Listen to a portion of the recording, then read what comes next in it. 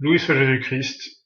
Bonjour, bonsoir à tous et bienvenue dans ce nouveau podcast qui concernera donc un petit complément sur certaines théories, notamment les théories donc anti-bibliques de Monsieur Youssef Indy, mais qui sont aussi partagées donc par un certain nombre de d'individus, notamment publiés dans la maison d'édition de l'association Égalité et Réconciliation. Donc ces erreurs que nous avons appelées, qu'on connaît maintenant, enfin que nous appelons néo-marcionnites, parce qu'elles, alors de façon peut-être un petit peu abusive, mais parce qu'elles elles attaquent directement la véracité de l'Ancien Testament, c'est-à-dire tout simplement la vérité de la révélation divine. Alors, c'est un complément parce que, eh bien, tout d'abord, évidemment, Monsieur Labériou a fait une magnifique, superbe vidéo où il a réfuté eh bien, les principales erreurs que Monsieur Youssef Indy avait. Ce sont des erreurs qui sont présentes dans notamment un de ses ouvrages, me semble-t-il, ou peut-être deux même. Quoi qu'il en soit, Monsieur Labbé s'est basé surtout sur la fameuse vidéo que Monsieur Youssef Indy a fait. C'était cet été. Alors, je ne sais pas si c'était en juin, juillet ou août, peu importe. C'était cet été, en tout cas, c'était enregistré donc à Nice. Donc, je crois que c'était une conférence ou des questions-réponses organisées par la section locale d'égalité et réconciliation, ou alors je crois que c'était contre-culture ou culture populaire, je ne sais plus. Peu importe. Donc c'est sur cette vidéo que eh bien je baserai certaines de mes remarques, et c'est aussi sur contre les idées, contre les théories, contre les affirmations qui ont été tenues donc par Monsieur Youssef Indy dans cette vidéo que Monsieur Labériou a donc réagi, il a réagi. Alors, vraiment, je le remercie et je n'ai pas assez de mots pour le remercier parce que d'une part, c'était très nécessaire, vu l'audience assez importante quand même que Égalité et Réconciliation a en France, euh, audience dont bénéficie aussi Monsieur Youssef Indy, dont les vidéos sont généralement assez populaires. Eh bien, il était urgent de réagir parce que effectivement, ce sont là des attaques absolument inacceptable contre la Sainte Écriture, contre la révélation, donc contre la religion, contre la foi. Et donc je remercie l'abbé Riou d'avoir réagi, d'autant plus que c'est le seul clerc, c'est le seul prêtre ou enfin membre du clergé catholique traditionnaliste en France qui ait réagi. Ce qui est quand même étonnant dans la mesure où, eh bien, bon, nous on avait déjà sur Fide Catholica, on avait déjà fait des articles pour parler un peu de tout ça. On avait notamment fait une réfutation des erreurs et des hérésies en fait assez analogues à celles de Monsieur Youssef Indy que le professeur Claude Timmerman a, eh bien, a affirmé dans un ouvrage qui a lui aussi a été qui a été lui aussi publié par Contre-Culture. Donc moi je suis vraiment content qu'un prêtre, qu'un abbé d'ailleurs bien enfin fort de sa formation, hein, tout simplement, d'une formation que nous laïcs n'avons pas, d'une érudition que nous laïcs n'avons pas, eh bien qu'il soit intervenu, puisque effectivement, en tant que laïcs, normalement dans une situation normale, ça ne devrait pas être à nous de bien d'avoir à intervenir, à défendre la foi, à réfuter des erreurs, des hérésies. En permanence un petit peu, j'ai envie de dire, alors que effectivement il y en a quand même un grand nombre et surtout des hérésies ou des erreurs aussi graves sur des sujets aussi simples que la révélation. Bon, mais la situation étant ce qu'elle est, effectivement, on est amené à prendre des initiatives, toujours évidemment avec beaucoup de prudence, toujours en nous soumettant bien sûr à l'enseignement, à la pure orthodoxie catholique. Et évidemment, c'est ce que nous faisons sur Fide Catholica depuis maintenant presque 4 ans et demi. Voilà, donc vous pouvez retrouver la vidéo donc de réponse de Monsieur l'abbé Rioux, qui est excellente et que je recommande à tout le monde chaudement. Vous y retrouverez aussi un petit commentaire que nous avons rédigé accompagnant la vidéo. Donc voilà, quelques remarques d'ailleurs qui vont revenir un petit peu aujourd'hui dans cette vidéo, parce que mon intention dans cette vidéo, donc, c'est d'apporter un petit peu un complément, notamment sur un aspect qui, à mon avis, n'a pas forcément été exploré à fond par la BRIU. Bon, comme la BRIU a vraiment fait un travail très complet, très général, bon, il s'est pas forcément attardé sur tous les points. Mais j'aimerais justement moi m'y attarder en particulier ici, c'est sur la question cette croyance, parce que finalement, alors, on va juste résumer les choses. Parmi les quelques erreurs donc de Youssef Indy, enfin, parmi ses affirmations donc en ce qui concerne l'Ancien Testament, eh bien Youssef Indy prétend donc qu'il y a une différence nette, une différence d'esprit carrément entre l'Ancien Testament et le Nouveau Testament, parce que on y trouverait donc dans l'Ancien Testament des appels au génocide, on y trouverait du tribalisme et de l'ethnocentrisme, et on y trouverait un projet de domination universelle. Alors c'est surtout sur ce dernier point que je vais pas mal travailler aujourd'hui. Et à mon avis, ça servira, bon, non seulement, je l'espère, surtout à Monsieur Youssef Indy, mais aussi à beaucoup de gens qui tomberont sur cette vidéo. Parce que là encore, le grave problème et la raison pour laquelle nous sommes obligés de vraiment d'intervenir de la façon la plus, alors en courtoisie, en toute charité, en toute fraternité, mais de façon radicale, parce que les attaques contre la Sainte Écriture, c'est quelque chose qu'on ne peut pas laisser passer. Et personnellement, moi, les attaques en particulier contre l'Ancien Testament, ça me met hors de moi. Et d'autant plus que, encore une fois, l'audience d'égalité et réconciliation étant quand même assez énorme, surtout sur la jeunesse, sur une jeunesse qui n'est pas toujours très bien formée, qui a des qui a des idées, enfin qui a des, comment dire, une certaine, qui a un certain désir, une certaine fougue. Et là encore, ce n'est pas non plus pour dénigrer de façon injuste les choses ou les qualités, on va dire, de telle ou telle personne chez Égalité et Réconciliation. Il est clair que, par exemple, quelqu'un comme Monsieur Youssef Indy, bon, c'est quelqu'un, on reconnaît tout à fait ses qualités, qu'il a vraiment une intelligence manifeste, hein, et qu'il est très compétent, notamment sur des questions, bon, on va dire, d'histoire politique basique et de géopolitique. Hein. Il a vraiment de très bonnes analyses. Et c'est ça aussi qui l'a un petit peu rendu assez connu, un petit peu dans les milieux de la dissidence. Donc là, on peut tout à fait reconnaître ses qualités, hein, tout comme on peut reconnaître les qualités des uns et des autres. Par exemple, Monsieur Claude Timmermans, c'est sans doute voilà quelqu'un qui est très compétent dans c'est quand même quelqu'un qui est très diplômé, donc c'est quelqu'un qui est respectable dans sa discipline. Mais par contre, ces gens-là, lorsqu'ils cherchent à parler donc à faire de l'exégèse biblique, qui par définition, c'est une matière qui n'appartient qu'à l'Église. Il n'y a que l'Église catholique, il n'y a que la doctrine, la pure doctrine catholique euh, qui soit la source de la vraie interprétation, de la vraie compréhension de ces choses. Donc, évidemment, qu'il s'y essaye, eh bien, on est obligé de répondre. Bon, alors c'est vrai que il y a un an de ça, on avait été parmi les premiers à réagir un petit peu contre cette tendance chez Égalité et Réconciliation à attaquer l'Ancien Testament. Une tendance qui n'est pas récente, hein, puisque ça fait quand même un certain nombre d'années. Bon, personnellement, voilà, surtout les jeunes de notre génération, on a tous connu vraiment un petit peu on connaît Soral depuis un certain moment, hein. Donc on sait qu'il y a déjà quelques années, il avait parfois comme ça des propos assez déplacés vis-à-vis de saintes personnes, de saints personnages de l'Ancien Testament.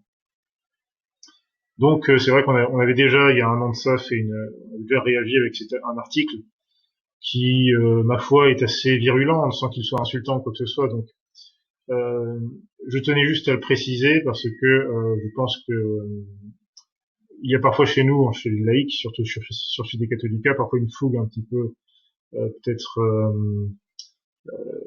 voilà, pas une fougue, tout simplement, un zèle, hein, n'est-ce pas? Nous sommes un petit peu dans l'esprit de Saint Élie ou de Mattathias ou ou de d'autres saints personnages de l'Ancien Testament, et voilà, donc le zèle de la foi nous dévore, et parfois voilà, on réagit un petit peu virulemment, de façon virulente, mais c'est pas du tout évidemment, il n'y a rien, enfin, il y a aucune animosité contre les personnes, hein, c'est vraiment, on attaque les idées qui sont fausses, on est obligé de les dénoncer. Donc là aussi, c'est pour ça que je remercie et je loue l'abbé Rioux, parce que son approche dans sa vidéo a été très pondérée, très calme, je veux dire, dans le style, dans le fond. Donc je pense que c'est évidemment toujours mieux de corriger des erreurs avec patience que parfois avec un petit peu trop de fougue.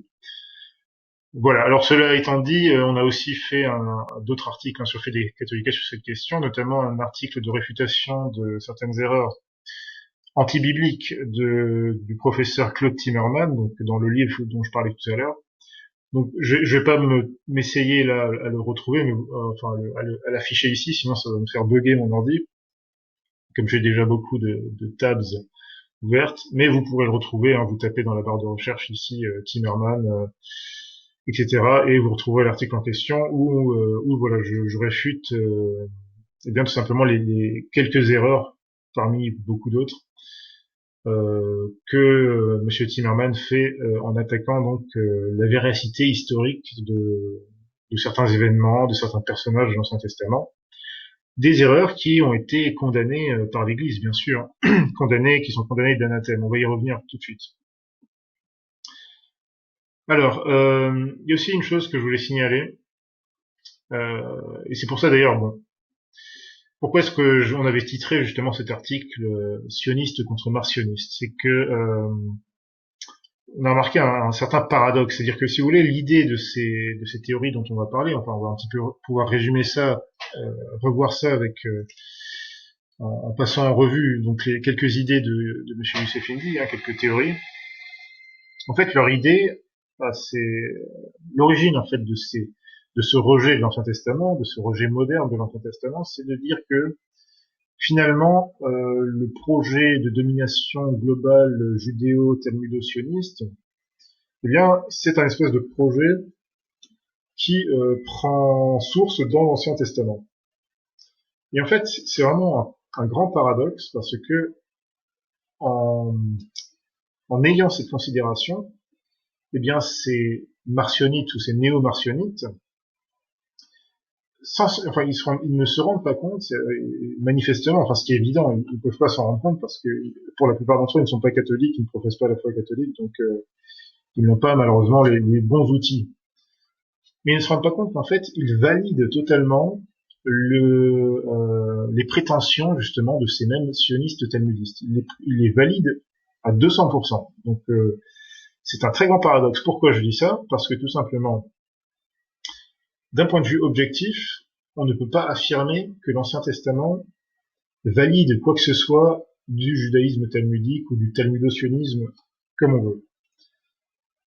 Pour plusieurs raisons. Alors, pour une raison objective, tout simplement parce que, et on va en parler dans cette vidéo, parce que le judaïsme talmudique, c'est donc le judaïsme apostat, c'est l'hérésie, en fait, des apostats, et notamment des pharisiens, qui ont rejeté le Seigneur Jésus-Christ, et donc qui ont rejeté eh bien la suite de la révélation, qui a été l'établissement de l'Église catholique, le Nouveau Testament, etc., etc.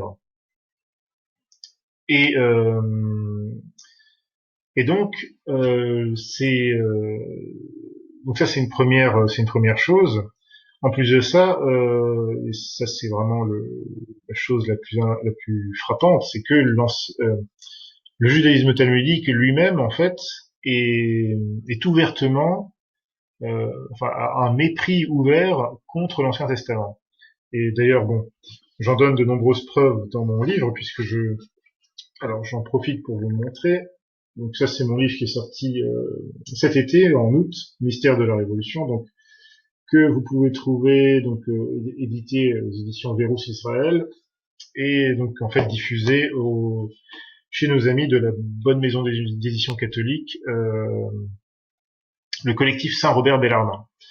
Et dans ce livre, évidemment, j'ai pas mal de chapitres qui traitent de la question de la gnose, de la Kabbale enfin surtout de la Kabbale et du Talmud, hein, Et donc je montre évidemment sources à l'appui, sources rabbiniques de toutes sortes, dûment authentiques.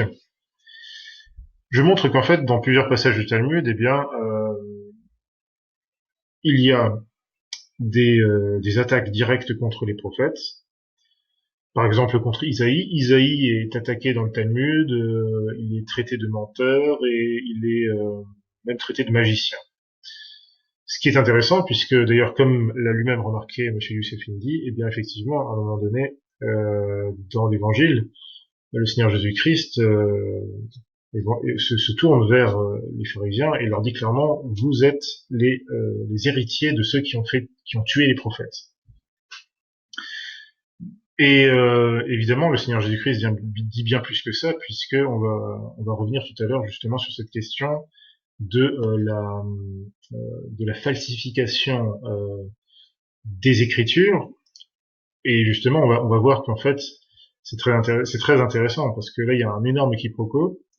Youssef Indy, en fait, lui affirme que les Écritures saintes, en fait, lui dit ça d'un point de vue musulman, donc à la limite, c'est objectivement compréhensible.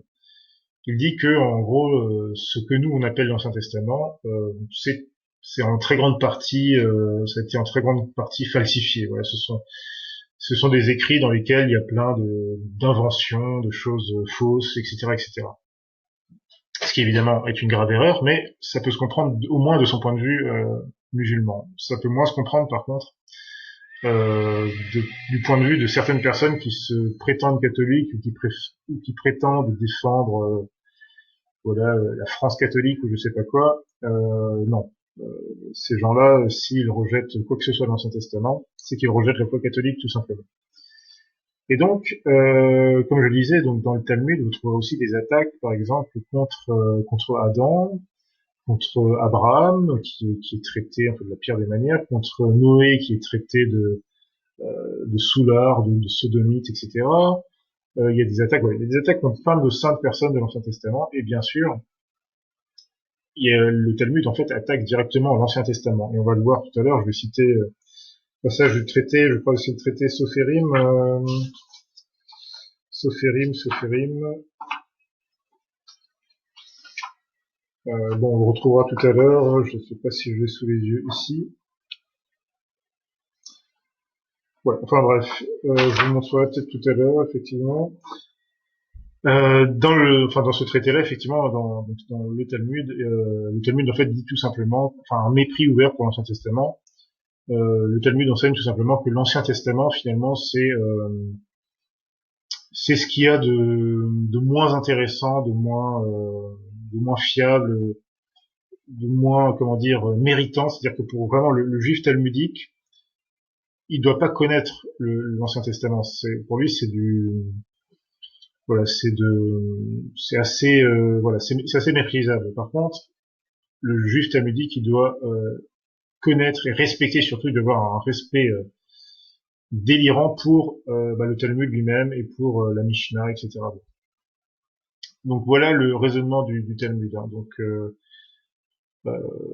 dire que l'Ancien Testament est en fait une espèce de partie du complot judéo-sioniste talmudique, non, c'est complètement grotesque, et c'est d'autant plus grotesque que effectivement l'Ancien Testament contient la vérité révélée, il contient des prophéties sur le Seigneur Jésus-Christ, et j'insiste bien, il concerne, quand on parle de prophéties, c'est non seulement les prophéties, on va dire, explicites, mais aussi un très grand nombre de typologies, et qu'on trouve vraiment dans tous les livres de l'Ancien Testament.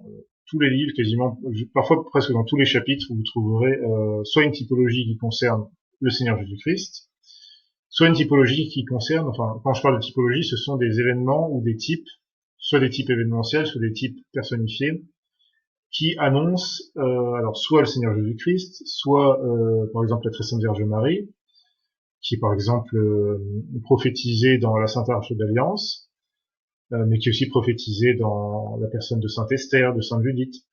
Il y a aussi des types comme la papauté prophétisée également, notamment dans un livre d'Ésaïe, ou encore l'Église tout simplement. L'Église catholique est tout simplement prophétisée, alors là, à de très nombreuses reprises. Non seulement elle est prophétisée par exemple dans le Cantique des Cantiques, comme étant l'épouse, c'est l'épouse mystique hein, du Seigneur Jésus-Christ, dont il est question dans le Cantique des Cantiques. Elle est prophétisée aussi dans les psaumes, et bon, encore dans d'autres endroits.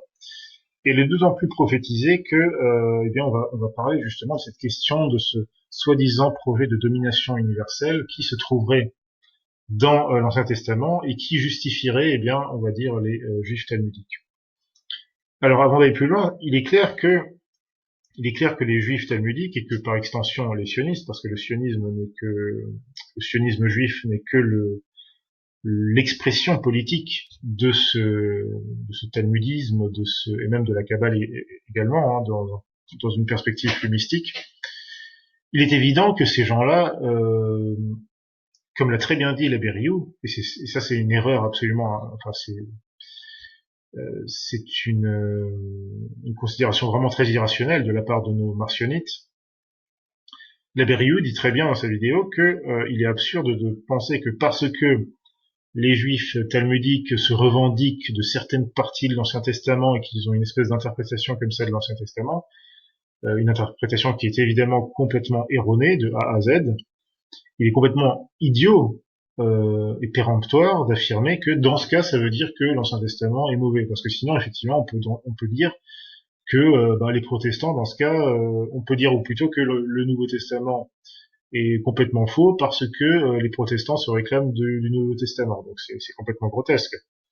Ou alors, sinon, on pourrait suivre encore cette logique et dire que parce que je sais pas, les gens de l'État islamique, que Youssef Indy ou d'autres affirment que que ce sont pas des musulmans, enfin, c'est pas des vrais musulmans ou je sais pas quoi. Ben, ces gens-là se réclament du Coran, donc dans ce cas, on pourrait utiliser la même logique et dire oui, vous voyez le Coran en fait. C'est du n'importe quoi, c'est complètement faux parce que vous avez ces gens de l'État islamique qui s'en revendiquent.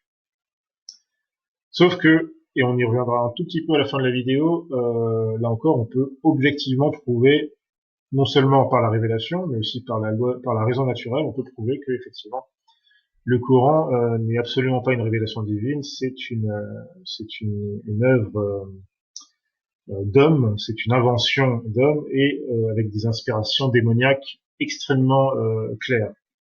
Mais on y reviendra, c'est pas tout à fait le sujet de la vidéo.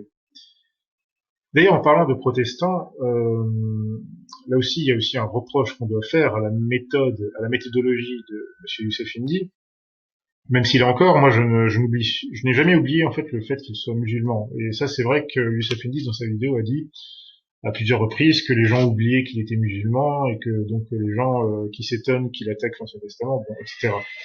Effectivement, et je me souviens qu'à l'époque, on avait eu un débat avec Monsieur Alain Pascal sur Radio Courtoisie. Euh, voilà, moi j'avais rappelé aussi le fait que voilà, il ne faut pas oublier que Youssef Indy manifestement est musulman, donc lorsqu'il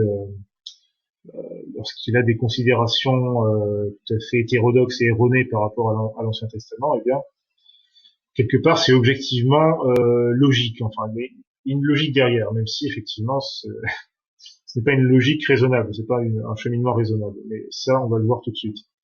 Par exemple, parmi ce cheminement irraisonnable, déraisonnable que Youssef Indy emprunte, et on peut refaire le même reproche d'ailleurs à Monsieur Claude Timmerman, mais Youssef Indy, par exemple, se base, par exemple, sur les travaux de Richard Elliott Friedman, qui est un grand universitaire très connu donc pour ses travaux sur la Bible, enfin sur l'Ancien Testament surtout. Sauf que cette personne, tout diplômé soit-il, notamment d'ailleurs il est invité. Alors ça c'est intéressant parce que là par contre ça ne dérangera pas nos amis de R. Enfin ça ne dérangera pas Monsieur Youssef Indy que cette personne, donc Richard Friedman, eh bien soit constamment invité dans des universités de l'État sioniste. Donc c'est vrai. Bon, il le prend comme référence. Le problème, c'est que cette référence n'est pas catholique. Alors je comprends effectivement, Youssef Indy étant musulman, et bien pour lui peut-être voilà, il ne fait peut-être pas très bien la différence entre ce qu'est vraiment la doctrine catholique, ou en tout cas il ne comprend pas la valeur de la doctrine catholique, notamment de l'exégèse catholique, du magistère, de la vie des pères, des docteurs, etc. Donc voilà, pour lui, protestant, catholique, même des espèces de... Je ne sais pas si ce type est juif ou s'il est, c'est un espèce d'agnostique ou quoi d'autre. Bon, vu son nom, il y aurait une chance qu'il soit juif, mais en tout cas, voilà, ce n'est pas une approche, ce n'est pas une source tout à fait, absolument pas sérieuse. Hein, donc c'est une source qui, mais qui explique bien aussi, qui explique quand même bien des erreurs, on va dire, dans le procédé, la tentative d'exégèse de Youssef Indy. Et là encore, loin de nous l'idée de nier les qualités, d'autres qualités chez Youssef Indy, hein, des qualités concernant certains de ses écrits sur des questions plus politiques, sur des questions de géopolitique même. Donc on n'hésite pas, par exemple, bien récemment, à dire quand il dit des choses intéressantes, eh bien voilà, il n'y a pas de problème, on est tout à fait d'accord, notamment sur le cas Zemmour ou quoi d'autre. On est assez d'accord et il arrive quand même à avoir il arrive quand même à percevoir des choses, quoi. Mais bon. Par exemple, là, il a partagé donc l'article de nos amis de chez Radio Regina, hein, donc une, une radio sur laquelle nous passons assez régulièrement, sur la question du voile, effectivement. On ne s'en cache pas, sur Fide Catholica, nous sommes d'ardents défenseurs du voile catholique. Donc, si Monsieur Youssef Indy a des qualités indéniables sur le plan intellectuel, sur des questions, sur certaines matières politiques ou géopolitiques, eh bien, le problème, c'est que en matière de religion, en matière d'exégèse, eh bien, je suis navré de le dire, il a tout faux et il ne maîtrise pas du tout son sujet. Alors, une dernière petite chose avant d'aller un peu plus loin dans notre exposé, dans notre démonstration. J'aimerais faire un petit rappel justement à ces personnes qui seraient tentées, à ces personnes qui se disent catholiques ou qui se revendiqueraient de plus ou moins loin d'une espèce d'attitude qui se réclameraient d'être les amis du catholicisme, être les amis de la foi catholique. Je les préviens tout de suite.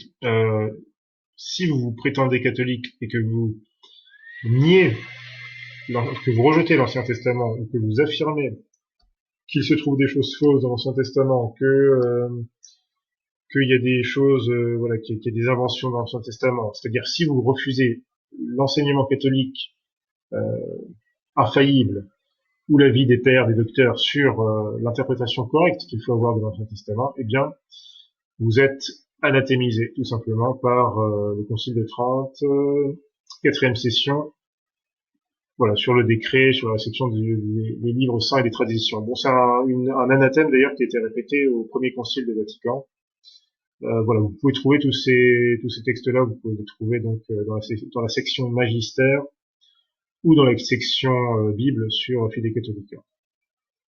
Donc ça, c'est juste un petit rappel hein, quand même, parce que je vois qu'il y a quand même des gens, c'est surtout des jeunes gens qui sont mal informés en fait, donc qui se croient permis bien de suivre d'ailleurs des gens, et je m'excuse encore une fois auprès de Monsieur Youssef Indy, mais qui n'ont absolument aucune compétence, et d'autant plus qu'ils ne sont pas catholiques, donc il est vraiment inconcevable enfin inconcevable, oui et non, parce que effectivement, que des gens comme Claude Timmerman aient été promus sur des sites comme Média Presse Info, qui sont quand même des sites a priori catholiques, ça c'est scandaleux effectivement. Surtout pour faire la promotion de livres qui attaquent l'Ancien Testament. Donc ça c'est incompréhensible, mais bon. Par contre, à la limite que Youssef Indy soit diffusé sur ER, bon, c'est logique parce que ER ils ont toujours eu une ligne, euh, voilà, avec des références marxistes, révolution conservatrice, voilà, des trucs très hétérodoxes, c'est très syncrétiste en fait chez ER. Même si là encore, il y a des gens de qualité là-bas, il y a pas que, on ne fait pas que critiquer. Là, on critique tout ce qui attaque la foi catholique. Et chez ER, effectivement, il y a aussi cette idée qu'Alain Soral a toujours défendue, cette espèce de front de la foi. Donc en gros, alliance des, alors parfois je sais pas quoi, c'est alliance des, en gros c'est alliance des catholiques et des musulmans contre les manipulations sionistes, etc. Écoutez, on est tous d'accord que il y a des manipulations, notamment voilà chez certains. Voilà, on sait, on connaît le jeu un petit peu, le jeu notamment médiatique des, on va dire des sionistes pour voilà pour semer un petit peu la zizanie là où ils peuvent pour tirer leur épingle du jeu. Bon. Mais par contre, ça ne veut pas dire que nous catholiques, enfin, si vous voulez, cette question du front de la foi, pour nous catholiques, elle est simple. C'est le front de la foi catholique. C'est pas le front de la foi judéo-catholique ou islamo-catholique. Non, c'est le front de la foi catholique. Ce qui n'empêche pas d'être courtois et d'être charitable envers des juifs ou des musulmans, mais nous, on est charitable et courtois envers des musulmans ou des juifs en leur intimant de se convertir et en pointant du doigt eh bien, les erreurs, les hérésies, les abominations enseignées dans ces religions.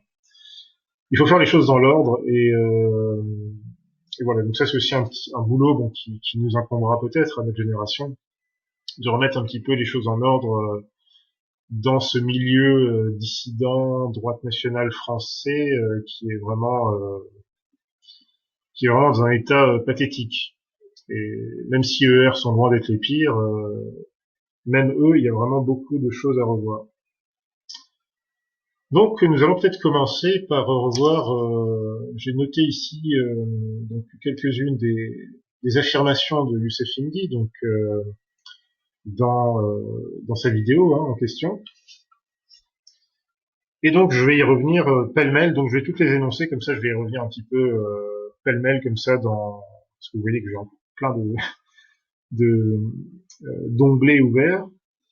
Alors par exemple, Youssef Indy prétend qu'il y a une différence nette entre l'Ancien Testament et le Nouveau Testament parce que selon lui, donc il y a des appels au génocide, il y a du tribalisme, de l'ethnocentrisme et il y a ce fameux projet de domination universelle, et ce fameux complot judéo-sioniste présent déjà dans l'Ancien Testament. Ensuite, M. Youssef Indy prétend que le Christ n'a pas accompli les promesses de domination universelle contenues dans l'Ancien Testament, ce qui explique, selon lui, le rejet du Christ par les pharisiens. Et ça, c'est aussi intéressant, on va y revenir tout de suite, puisque le thème vraiment de cette vidéo, c'est d'apporter un complément sur cette question, donc sur cette affirmation, donc, sur cette proposition de M. Youssef Indy. En fait, il faut tout de suite dire que là aussi, c'est un peu ce que j'ai dit tout à l'heure, c'est-à-dire qu'il y a une espèce de quiproquo très étrange, une espèce de raisonnement mais complètement faussé, c'est-à-dire que Youssef Indy en fait affirme que parce que le Christ, selon lui, n'a pas accompli, n'a pas répondu aux attentes que les pharisiens, qui eux-mêmes interprétaient de façon complètement mauvaise l'Ancien Testament, parce que Jésus-Christ n'a pas répondu à ces promesses-là, ça veut dire que les promesses pourtant exactes, pourtant vraies de l'Ancien Testament sont fausses. Donc là, il y a une espèce de grave contradiction, ce qui est d'autant plus paradoxal que Youssef Indy, à un moment donné, dans la vidéo, se réclame du principe de non-contradiction.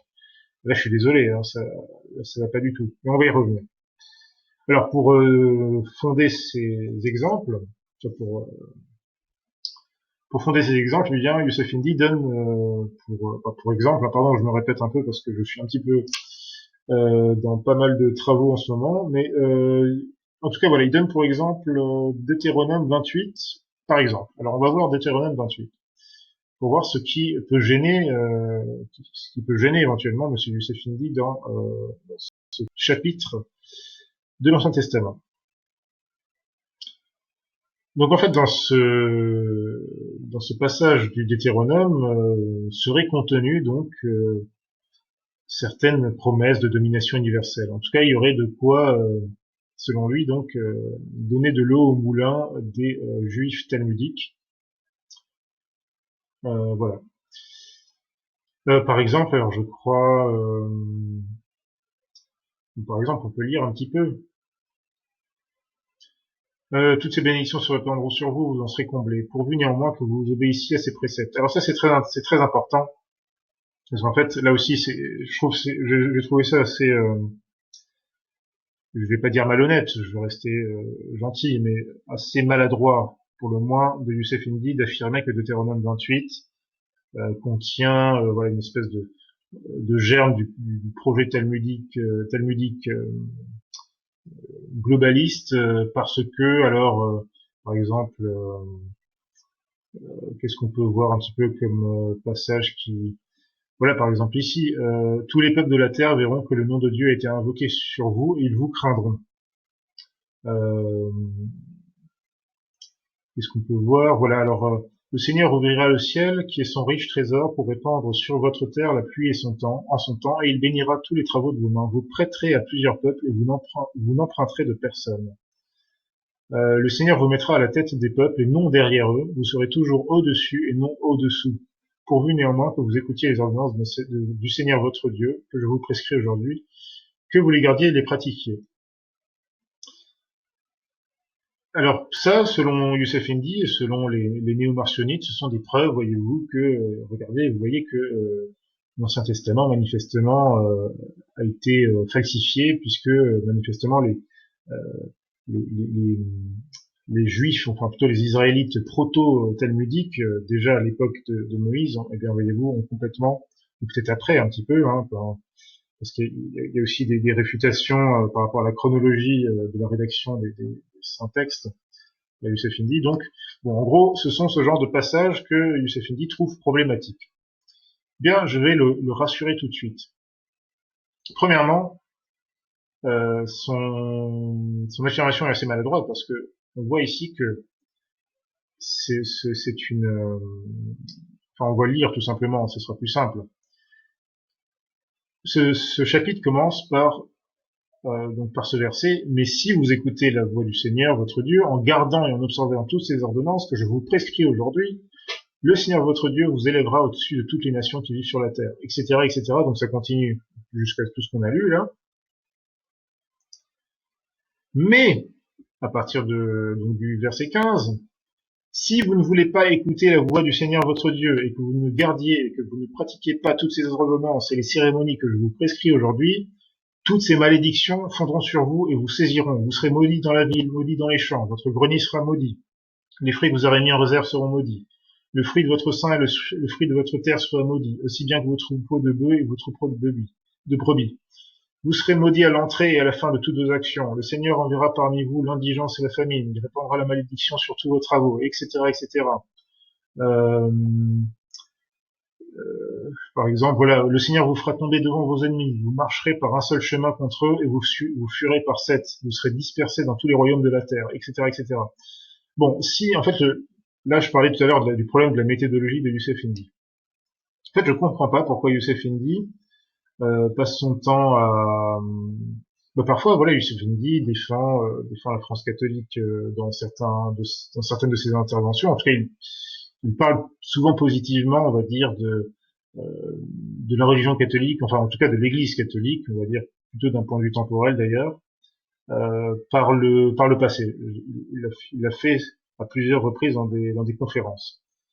Mais dans ce cas, je ne comprends pas pourquoi est-ce que dans ses travaux, il se base sur sur des scientifiques, sur des universitaires non catholiques, euh, soit des rationalistes protestants, des espèces de crypto-juifs, enfin de Richard Friedman.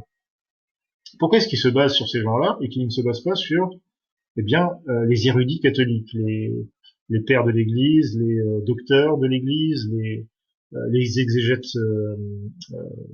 les grands théologiens exégètes du 19e et du 20e siècle, et je ne parle pas évidemment des modernistes, je parle des vrais auteurs catholiques.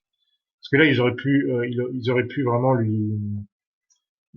comment dire, lui éteindre ses inquiétudes, ou en tout cas lui réfuter ses affirmations, parce que là aussi, si Youssef Indy se base en grande partie manifestement sur des auteurs non catholiques, sur des auteurs hérétiques donc, ou des mécréants tout simplement, eh bien c'est parce que il ne peut pas trouver de preuves de ce qu'ils cherchent absolument à démontrer chez des auteurs catholiques. Sauf peut-être effectivement chez des modernistes, mais qui évidemment là ne sont pas catholiques, des modernistes de la secte Vatican II.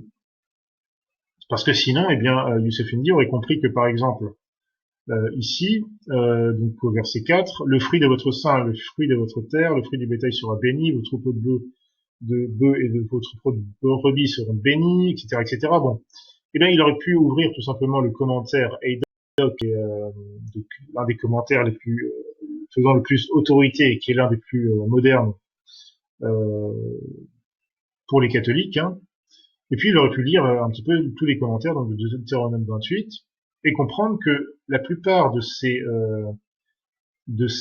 versets là, notamment de ces versets de toute la première partie de Deutéronome 28, en fait s'adressent à l'Église. Ce sont des en fait, ça aussi, c'est une chose que manifestement il ne comprend pas, que Youssef Indy ne comprend pas.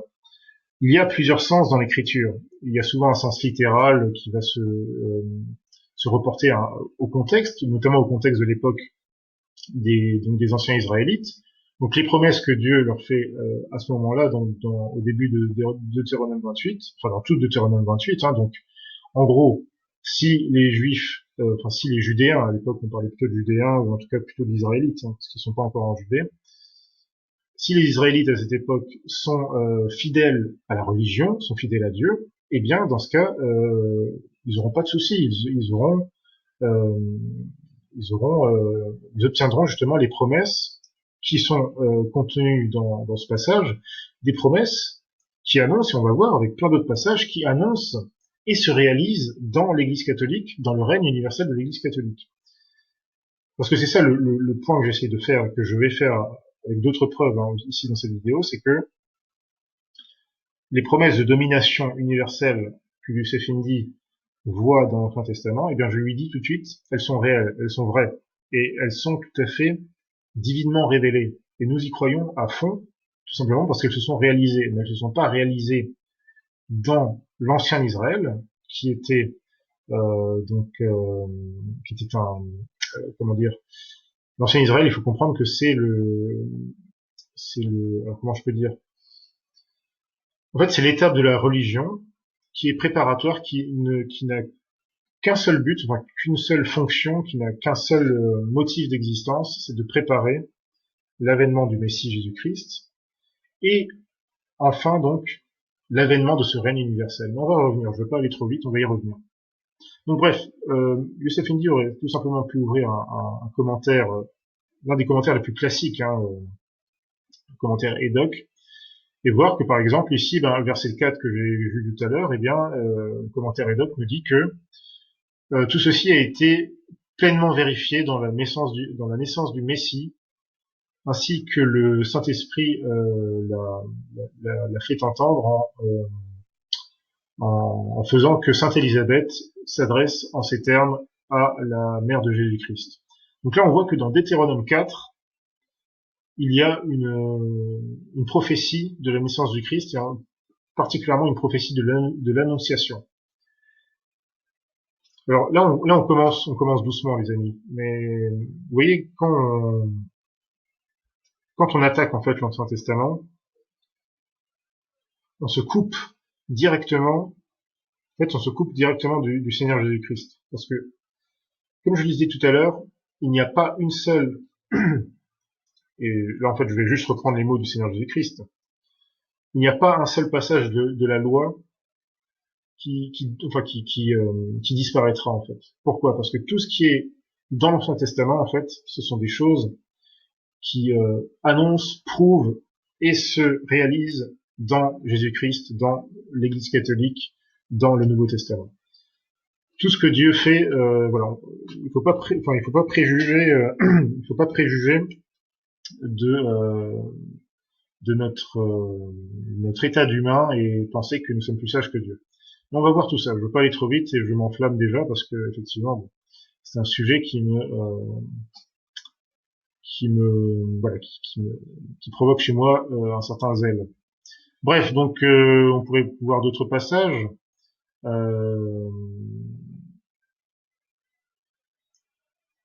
Alors là aussi, il y a un passage intéressant justement. Et ça, c'est un passage que j'ai déjà entendu chez pas mal de gens parce que finalement, ce néo-martionnisme, ça ne concerne pas que l'espace francophone, hein, même si maintenant on a toute une palette d'auteurs chez Égalité et Réconciliation qui récemment donc se sont mis à attaquer l'Ancien Testament. Mais j'ai peut-être oublié de le dire tout à l'heure. En fait, toutes ces idées-là, elles sont largement issues en fait d'un auteur britannique, Douglas Reed, donc qui était un journaliste et qui est mort, je crois, en 1976. Et Douglas Reed, en gros, a publié ce fameux livre, donc La controverse de Sion, qui a été un best-seller, malheureusement, parce que dans ce livre, eh bien, en gros, Douglas Reed affirme tout simplement, en fait, toutes les idées là qu'on va voir de Youssef Indy et des autres, hein, Timmerman et compagnie, ce sont basiquement, grosso modo, ce sont les affirmations ce sont les théories de Douglas Reed qui était vraiment un journaliste typiquement hein, du mouvement conspirationniste, alors qu'il pouvait avoir des bonnes observations, hein, là encore sur un point de vue politique, sur un point de vue historique, mais par contre, dès que ça concernait l'Ancien Testament, et bien forcément il se trompait parce que pour lui, en fait, cette idée selon laquelle le projet de domination globale des judéo-sionistes, bien pour lui, en fait, voilà, c'est déjà dans l'Ancien Testament, et donc ça veut dire que selon lui, ça veut dire que voilà, l'Ancien Testament, en fait, c'est de la blague, c'est du faux, ça a été, en fait, voilà, c'est une falsification majeure des sionistes. Ils ont inventé tout ça en fait pour justifier des massacres, pour justifier un petit peu toutes les actions, etc. C'est une très très grave erreur. Et c'est une erreur, en fait, je dirais même plus, qui est d'autant plus grave qu'elle, notamment pour des gens comme intelligents comme Youssef Indy, qui peuvent avoir de bonnes analyses sur des questions politiques ou géopolitiques. En fait, c'est les coupes de la réalité. C'est les coupes de la réalité, non seulement d'un point de vue spirituel, mais en plus temporel, parce que du coup, eh bien, ces gens-là, c'est dans ces milieux-là, ces gens vont avoir en fait une perception inexacte qui va être partiellement, on va dire, qui sera partiellement exacte, mais qui sera forcément essentiellement inexacte de ce qui est vraiment le judaïsme talmudique, de ce que représente vraiment le problème donc du sionisme talmudique, etc., etc. Parce que ils ont une vision, ils procèdent par des exagérations déraisonnables donc par définition de ce que sont ces phénomènes donc du talmudisme et du sionisme. Et donc ils vont jusqu'à nier carrément la divine révélation de l'Ancien Testament. Donc ça, c'est vraiment des attitudes pathétiques, mais ce sont des attitudes qui sont tout à fait, on va dire, compréhensibles pour des gens qui, par ailleurs, rejettent de toute façon la religion catholique. Donc, ce qui serait plus grave, ce serait que cette mode malheureuse, eh bien, infecte des gens des baptisés, tout simplement, des gens qui potentiellement pourraient se convertir ou pourraient en tout cas qui voudraient s'inscrire un petit peu mieux sur la religion catholique et qui seraient donc pollués par ce genre d'idées. Donc par exemple cette fameuse phrase là, le Seigneur ouvrira le ciel, pardon, voilà, qui est riche, qui est son riche trésor. Rappelez-vous, l'Évangile le dit aussi. Euh, ne cherchez pas les richesses terrestres, car les vraies richesses sont dans les cieux. Ça ne veut pas dire qu'il faut mépriser le, ce qui est temporel, mais il faut considérer que ce qui est temporel est soumis, est inférieur à ce qui est spirituel, à ce qui est justement eh bien, de l'ordre de notre salut, etc. Donc, le Seigneur ouvrira le ciel pour répandre sur votre terre la pluie en son temps, et il bénira tous les travaux de vos mains. Vous prêterez à plusieurs peuples et vous n'en prêterez à personne. Là aussi, c'est incroyable parce que là, pour pas mal de gens, en gros, voilà, du néo-martionnistes, ces gens vont vous dire, ah voilà, c'est une preuve que, vous voyez, c'est une preuve des pratiques de l'usure chez les juifs, enfin chez les juifs talmudiques. Mais non, pas du tout. Il faut comprendre le double sens qu'il y a ici. Vous prêterez à plusieurs peuples et vous n'emprunterez à personne. Et en fait, on comprend juste dans le passage d'après Le Seigneur vous mettra à la tête des peuples et non derrière eux, vous serez toujours au-dessus et non au-dessous. Pourvu néanmoins que vous écoutiez les ordonnances du Seigneur votre Dieu, que je vous prescris aujourd'hui, que vous les gardiez et les pratiquiez sans vous détourner ni à droite ni à gauche, et que vous ne suiviez ni adoriez les dieux étrangers. C'est-à-dire que, eh bien, c'était pareil pour nos ancêtres en religion qu'étaient les anciens Israélites. Pour les nouveaux Israélites que nous sommes en tant que catholiques, eh bien, il est évident que c'est nous enfin c'est l'Église, qui prête en quelque sorte, qui évangélise les peuples, c'est elle qui est notamment par le vicaire du Christ, qui est le pape, c'est elle qui a juridiction sur toutes les âmes du monde, sur toutes les âmes de l'espèce humaine, sur toutes les nations. L'Église a une supériorité, a une souveraineté spirituelle et même dans un certain ordre temporel sur le règne social dans les nations. Et donc, effectivement, eh bien, nous, les chrétiens, nous, les catholiques, l'Église, eh bien, n'emprunte à personne. C'est-à-dire elle n'emprunte pas les fausses religions, les fausses idées, les idées de ce monde, en fait, les doctrines de ce monde. Donc, c'est un sens, il y a un sens ici spirituel qui semble échapper complètement. Pourtant, c'est assez simple, hein, je veux dire, c'est de l'exégèse de base, mais bon.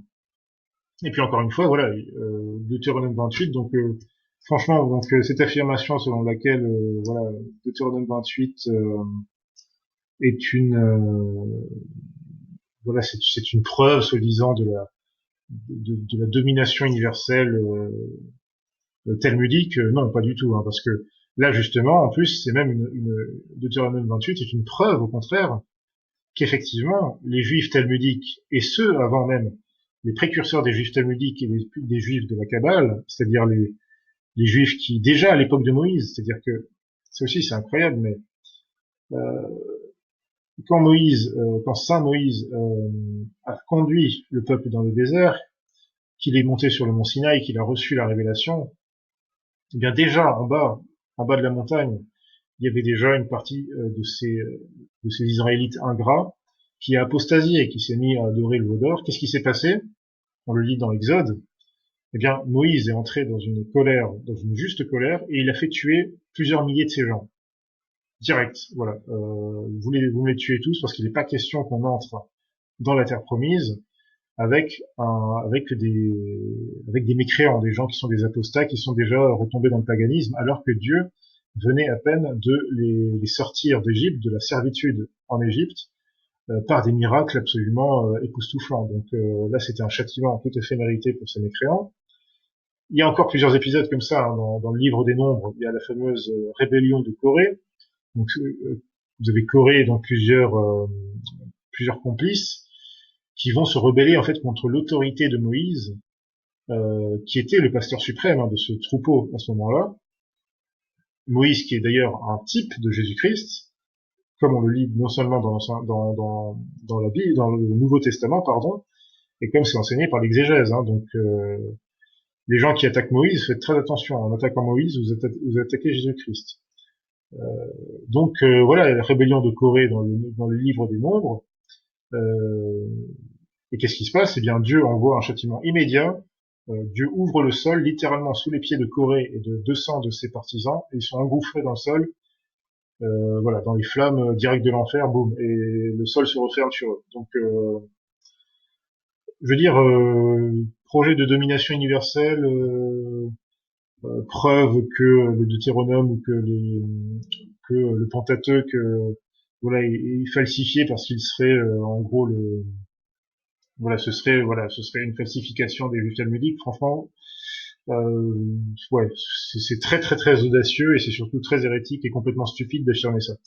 Encore un autre épisode, ben toujours dans le livre des Nombres, un peu plus tard, quand les Israélites arrivent, donc c'est dans le pays de Moab ou de Madian, ils arrivent là et là vous avez tout de suite donc encore une nouvelle apostasie de plusieurs Israélites qui vont se mettre avec des femmes du pays, donc des femmes païennes, et là ça va être une bonne réponse par rapport justement à ces prétentions. Voilà, selon Youssef Indy et selon beaucoup d'autres personnes chez ER, l'Ancien Testament, en fait, enseignerait le tribalisme et l'ethnocentrisme. Mais non. Là aussi, c'est une mauvaise compréhension de l'ordre des choses. Par exemple, on le voit très bien dans le livre des Nombres, donc à ce moment-là, eh bien, une certaine partie de ces Israélites se mettent avec des femmes païennes, ce qui là encore va provoquer la réaction immédiate de Moïse et des vrais fidèles d'Israël, qui vont passer au fil de l'épée, évidemment, tous ces mécréants. Et c'est là aussi que va s'illustrer notamment Phinéas, qui est un héros pour nous autres catholiques. Phinéas, Moïse, Élie, tous ces gens sont exaltés dans le magistère de l'Église. Ça, il faut aussi que vous le compreniez. Et je m'adresse pas évidemment que à Youssef Indy, je m'adresse à tous ceux qui seraient tentés de sombrer dans cette erreur martionnite. Donc là, dans ce passage du livre des Nombres, c'était pas du tout une question d'ethnocentrisme ou de je sais pas quoi en fait. C'était simplement que en allant avec ces païennes, je crois que je crois que c'est le pays de Madian à l'époque, Moab ou Madian, bref, en tout cas vous le retrouverez dans le livre des Nombres. En allant avec ces païennes, donc avec ces femmes qui avaient des cultes païens, en fait, on lit dans le livre des Nombres que ces Israélites apostats, eh bien, tout simplement, ont commencé à faire du syncrétisme, ils ont commencé à adopter directement, en fait, les cultes païens de ces femmes-là. Donc, il faut comprendre que l'interdiction, on va dire, dans le livre des Nombres, enfin, dans le Lévitique et dans les lois, donc, du Deutéronome, c'est-à-dire de prendre pour femme de se marier tout simplement avec des gens qui ne sont pas israélites, ça veut dire qu'on ne peut pas se marier avec des gens qui n'ont pas la foi, qui n'ont pas la vraie foi. Et en fait, ça n'a pas changé. Ça n'a pas changé dans la religion catholique. Dans la religion catholique, vous n'avez pas le droit de vous marier avec quelqu'un qui n'est pas catholique. Donc là aussi, bon, je vais revenir sur cette question de l'universalité. Mais avant, on va terminer quand même sur cette question de la domination universelle, donc du soi-disant projet talmudo-sioniste dans l'Ancien Testament, donc selon nos néo-martionnites. Bon, alors là encore, voilà. Pour ceux qui voudraient vérifier tout ça, n'hésitez pas, vous pouvez retrouver facilement sur Internet les commentaires EDOC sur toutes les sources que nous explorons ici. Bon, on va essayer d'avancer un peu là parce qu'on a encore pas mal de boulot. Alors, voilà. Alors également, Youssef Indy dans sa vidéo, donc non seulement a donné pour exemple de soi-disant preuves de la domination universelle, du projet de domination universelle judéo-sioniste dans l'Ancien Testament, il donne aussi pour preuve Ésaïe 60, 61 et 62. Alors là, par contre, c'est vraiment, enfin là, ça devient folklorique. Parce que selon lui, ces livres-là, voilà, sont des preuves de ce projet talmudo-sioniste et de la falsification. Donc selon lui, enfin selon Youssef Indy, il affirme que il prétend, alors ça c'est une autre erreur aussi qui fait suite à ça, mais qui est dans la suite logique. Youssef Indy prétend que tout le livre d'Ésaïe, à partir du chapitre 48, a été altéré parce qu'il contient des projets de domination universelle. Donc là encore, on suit la même logique, plutôt cette logique absurde. Donc on lit par exemple Lève-toi, sois éclairé Jérusalem, car ta lumière est venue et la gloire du Seigneur s'est levée sur toi. Car les ténèbres couvriront la terre, l'obscurité les peuples, mais sur toi se lèvera le Seigneur et l'on verra sa gloire en toi. Les nations marcheront à ta lumière et les rois à la splendeur de ton aurore. Lève les yeux, regarde autour de toi, tous ceux-ci sont assemblés, ils viennent à toi, tes fils viendront de loin et tes filles surgiront de tous côtés. En quoi est-ce que ceci est une preuve, soi-disant, donc enfin, qui justifierait quoi que ce soit du projet talmudo-sioniste? Tes portes seront toujours ouvertes et elles ne seront fermées ni jour ni nuit, afin qu'on apporte la richesse des nations et qu'on t'amène leur roi. Car le peuple et le royaume qui ne te serviront pas périront et ces nations seront transformées en désert. Alors, c'est vrai que, en fait, finalement, c'est clair que pour l'œil extérieur, et surtout pour Youssef Indy qui se sert de sources non catholiques, eh bien, il a toutes les chances de ne rien comprendre. Alors que si, enfin, pourtant, enfin, je sais pas, pour moi, ça me paraît tellement évident, et bien bon. on va encore le renvoyer donc au commentaire Rédoc, hein, donc qui est vraiment un résumé, on va dire, de l'exégèse catholique traditionnelle, de tous les pères de l'Église, de tous les docteurs, etc., et du magistère, bien sûr. Donc en fait, tous ces passages rapportent à l'Église, se rapportent notamment, eh bien, à ce que, au fait que, par exemple, qu'est-ce qu'on a vu?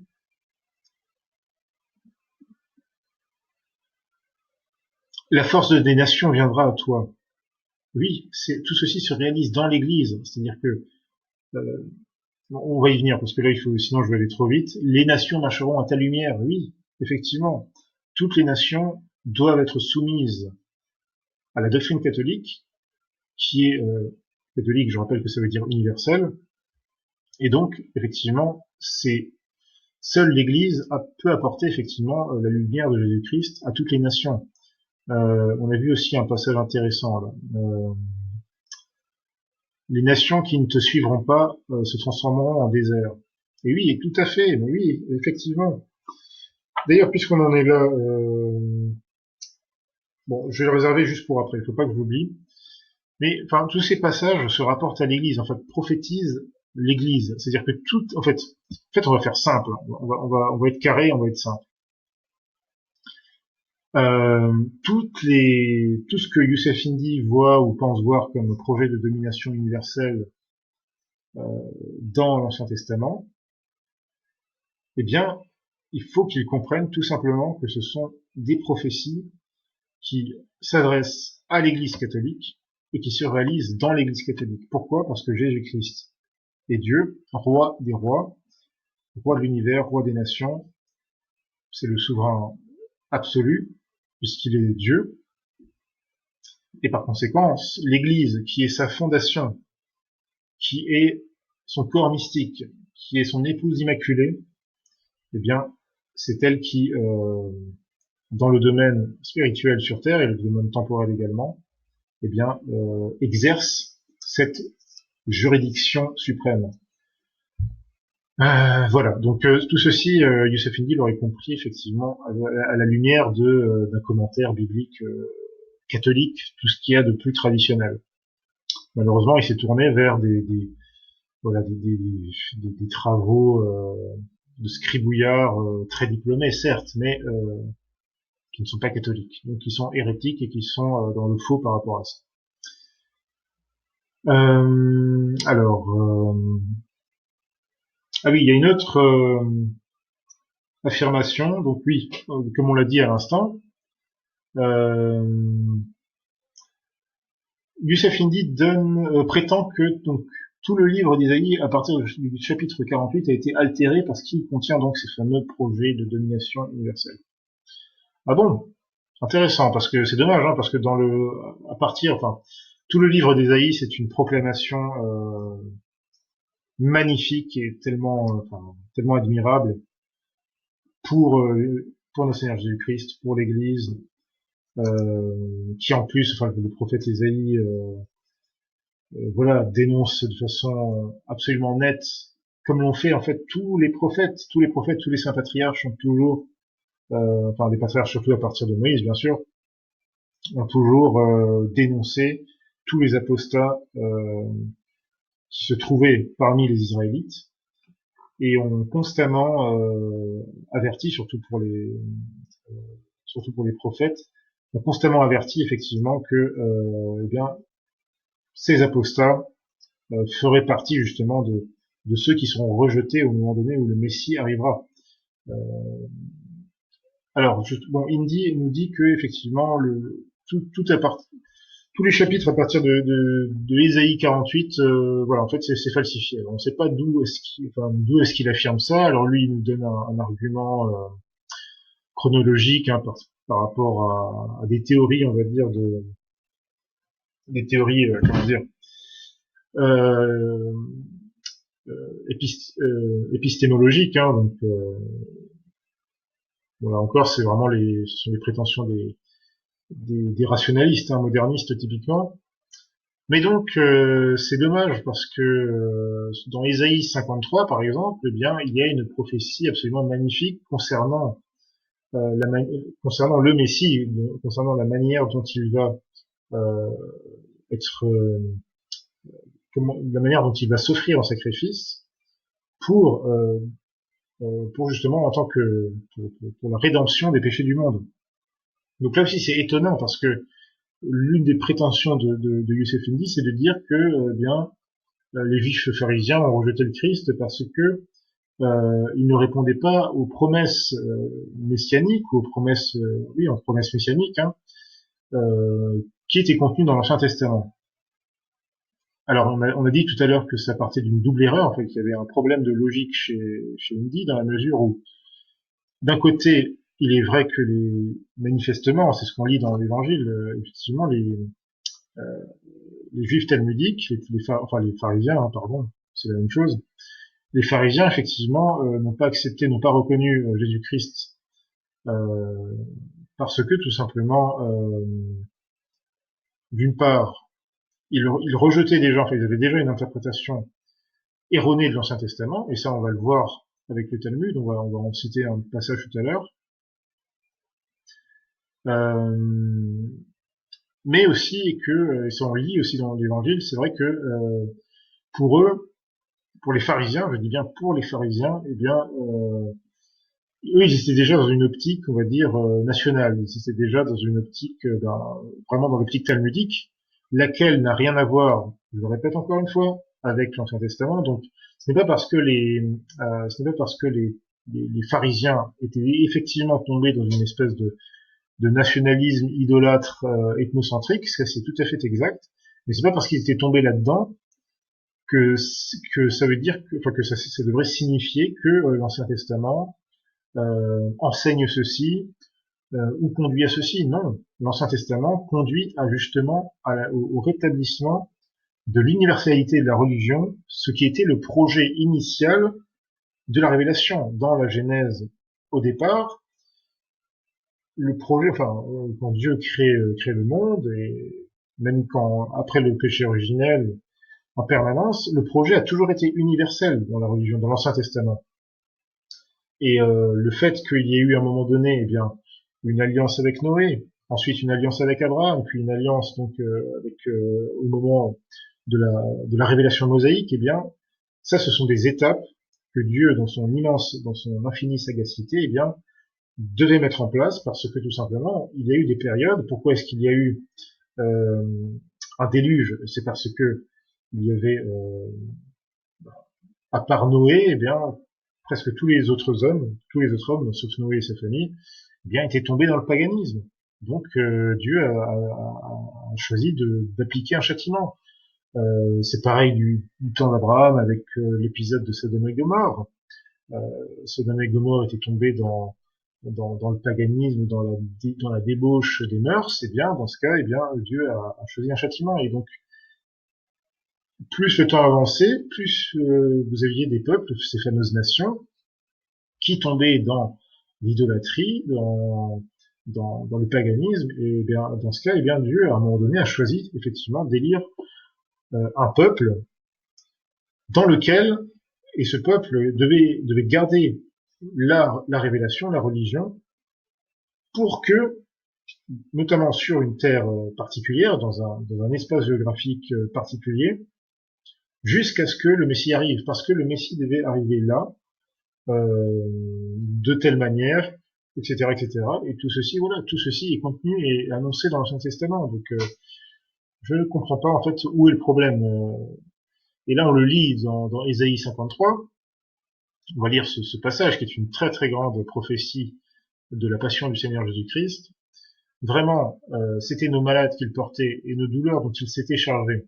Et nous le regardions comme un puni, frappé de Dieu et humilié. Mais lui, il a été transpercé à cause de nos péchés, broyé à cause de nos iniquités. Le châtiment qui nous donne la paix a été sur lui.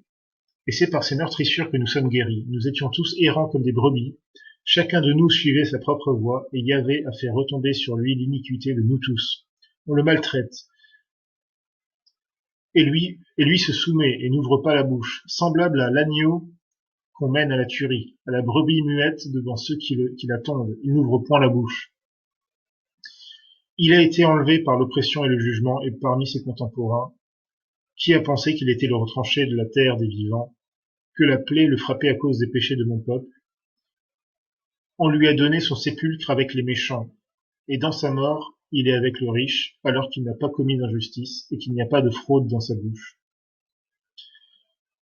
Il a plu à Yahvé de le briser par la souffrance, mais quand son âme aura offert le sacrifice expiatoire, il verra une postérité et prolongera ses jours, et le dessein de Yahvé prospérera dans ses mains. À cause des souffrances de son âme, il verra et se rassaisira. Par sa connaissance, le juste, mon serviteur, justifiera beaucoup d'hommes, et lui-même se chargera de leurs iniquités. C'est pourquoi je lui donnerai sa part parmi les grands. Il partagera le butin avec les forts, parce qu'il a livré son âme à la mort, et qu'il a été compté parmi les malfaiteurs, et lui-même a porté la faute de beaucoup, et il intercédera pour les pécheurs. Voilà, donc c'est dans Ésaïe 53, versets 4 à 12. Et évidemment, bon, c'est loin d'être fini, parce que là, comme dit, en fait, il faudrait lire l'Ancien Testament de A à Z pour faire le compte de toutes ces prophéties, qui ne concernent d'ailleurs pas que le Seigneur Jésus-Christ, qui concerne effectivement tout ce qui va se passer en fait dans le Nouveau Testament et dans l'ère de l'Église, qui est notre ère à nous. Alors maintenant, on va revenir un petit peu sur ce sujet-là. Là, il faut quand même mettre les choses. Attention, tac. Voilà. Il faut mettre les choses au clair maintenant.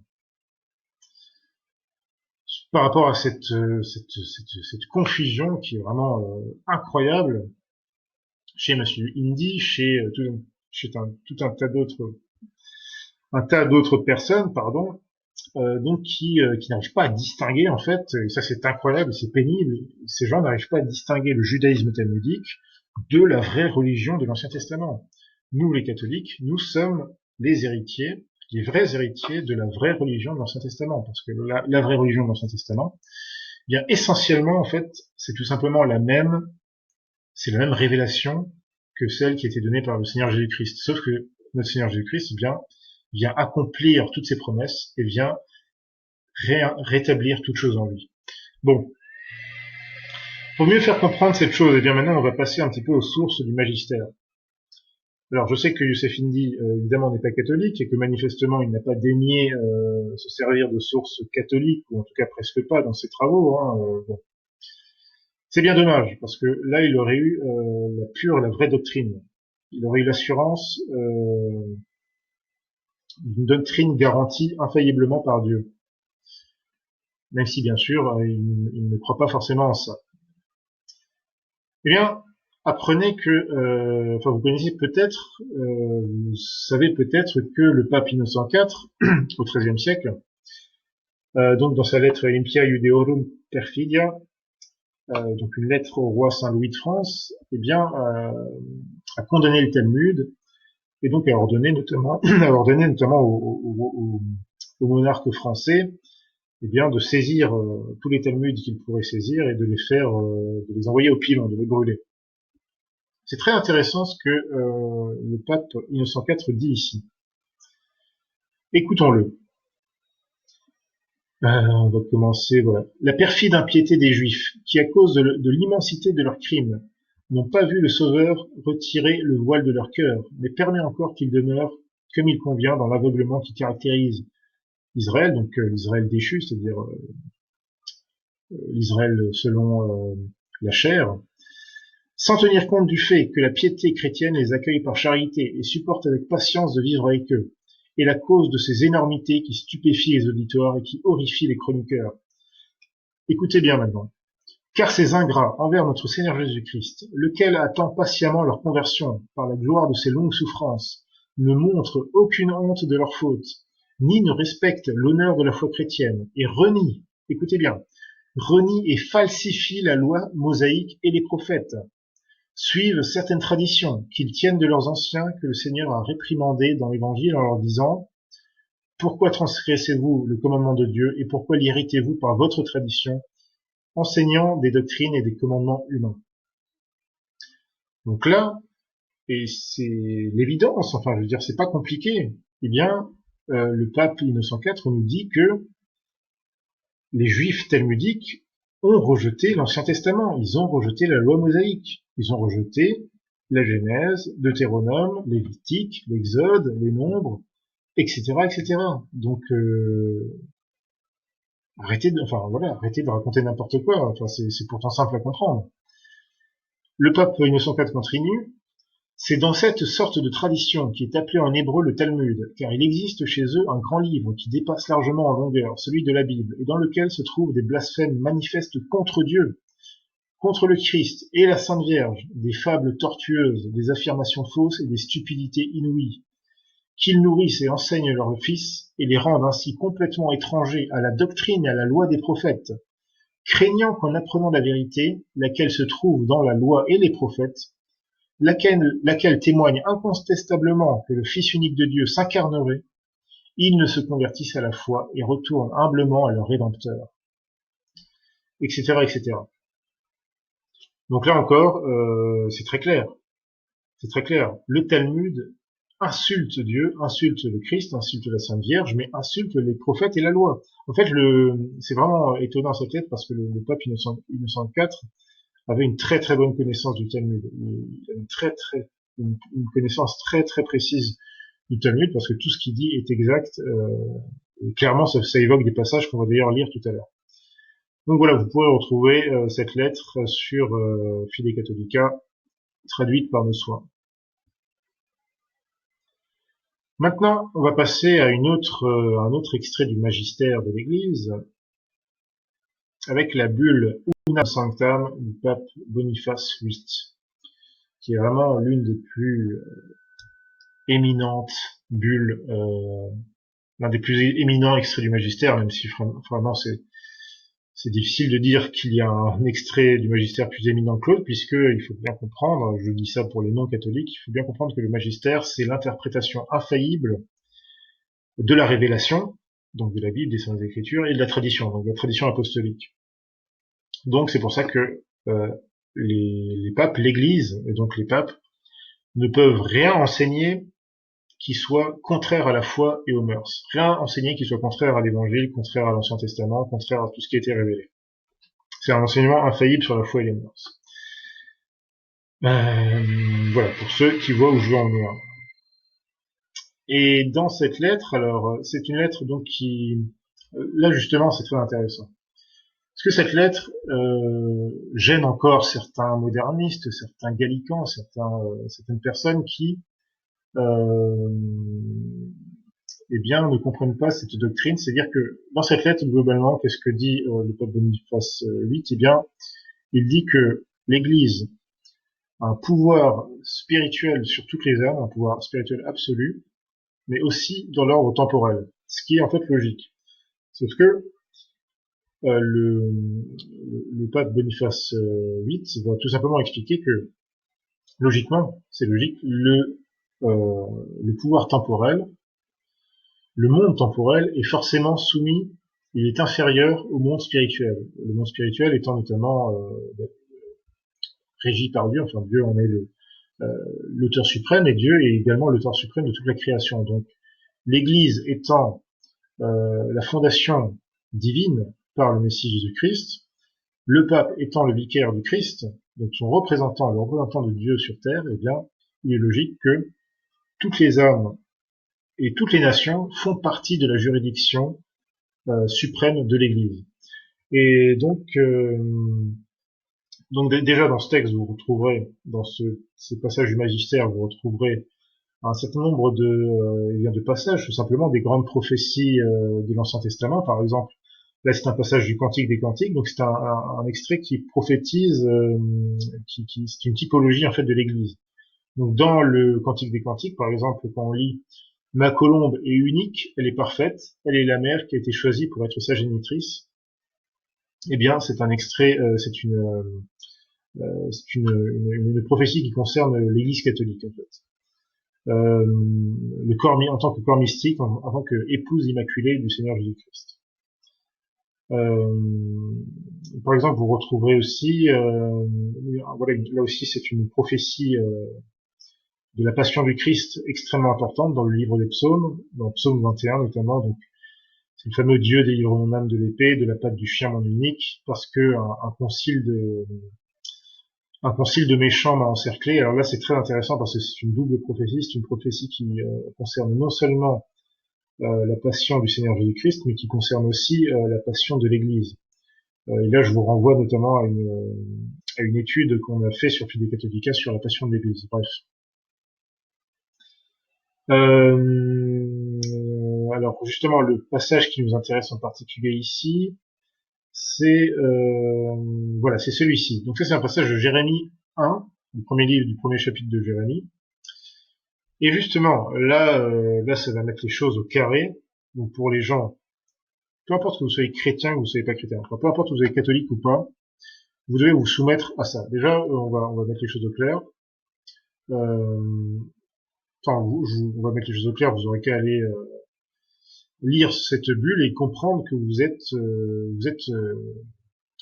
êtes soumis, même si vous n'en avez pas conscience, vous êtes forcément, nécessairement soumis à l'Église catholique, tout simplement parce que, eh bien, si vous n'êtes pas unis à l'Église, eh bien, il n'y a aucune chance pour vous, je vous le dis tout de suite, que vous vous sauviez dans l'au-delà.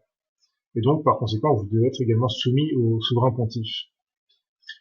Donc, quand on parle de domination universelle dans l'Ancien Testament, vous devez comprendre que tout ceci est exact, mais que tout ceci concernait, d'une façon temporelle et dans certains contextes, dans une certaine proportion, dans certains passages, concernait effectivement bien l'ancien Israël, notamment avant qu'il s'établisse en Terre Sainte, parce que la Terre Sainte a été promise justement à la descendance d'Abraham, parce qu'elle devait abriter, elle devait permettre la naissance du Messie et être le lieu d'où l'Église, d'où le Messie allait justement, eh bien en quelque sorte conquérir ou plutôt reconquérir le monde de façon manifeste à tout le monde.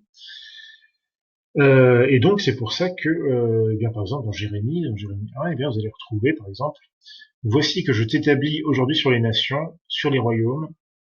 Eh bien, le pape Boniface VIII enseigne infailliblement que cette parole, donc de domination universelle, dans l'Ancien Testament, eh bien, elle s'adresse à l'Église et au pouvoir ecclésiastique. Et comme il le dit, donc, comme la vérité l'atteste, il appartient au pouvoir spirituel d'établir le pouvoir terrestre et de le juger s'il n'a pas été beau.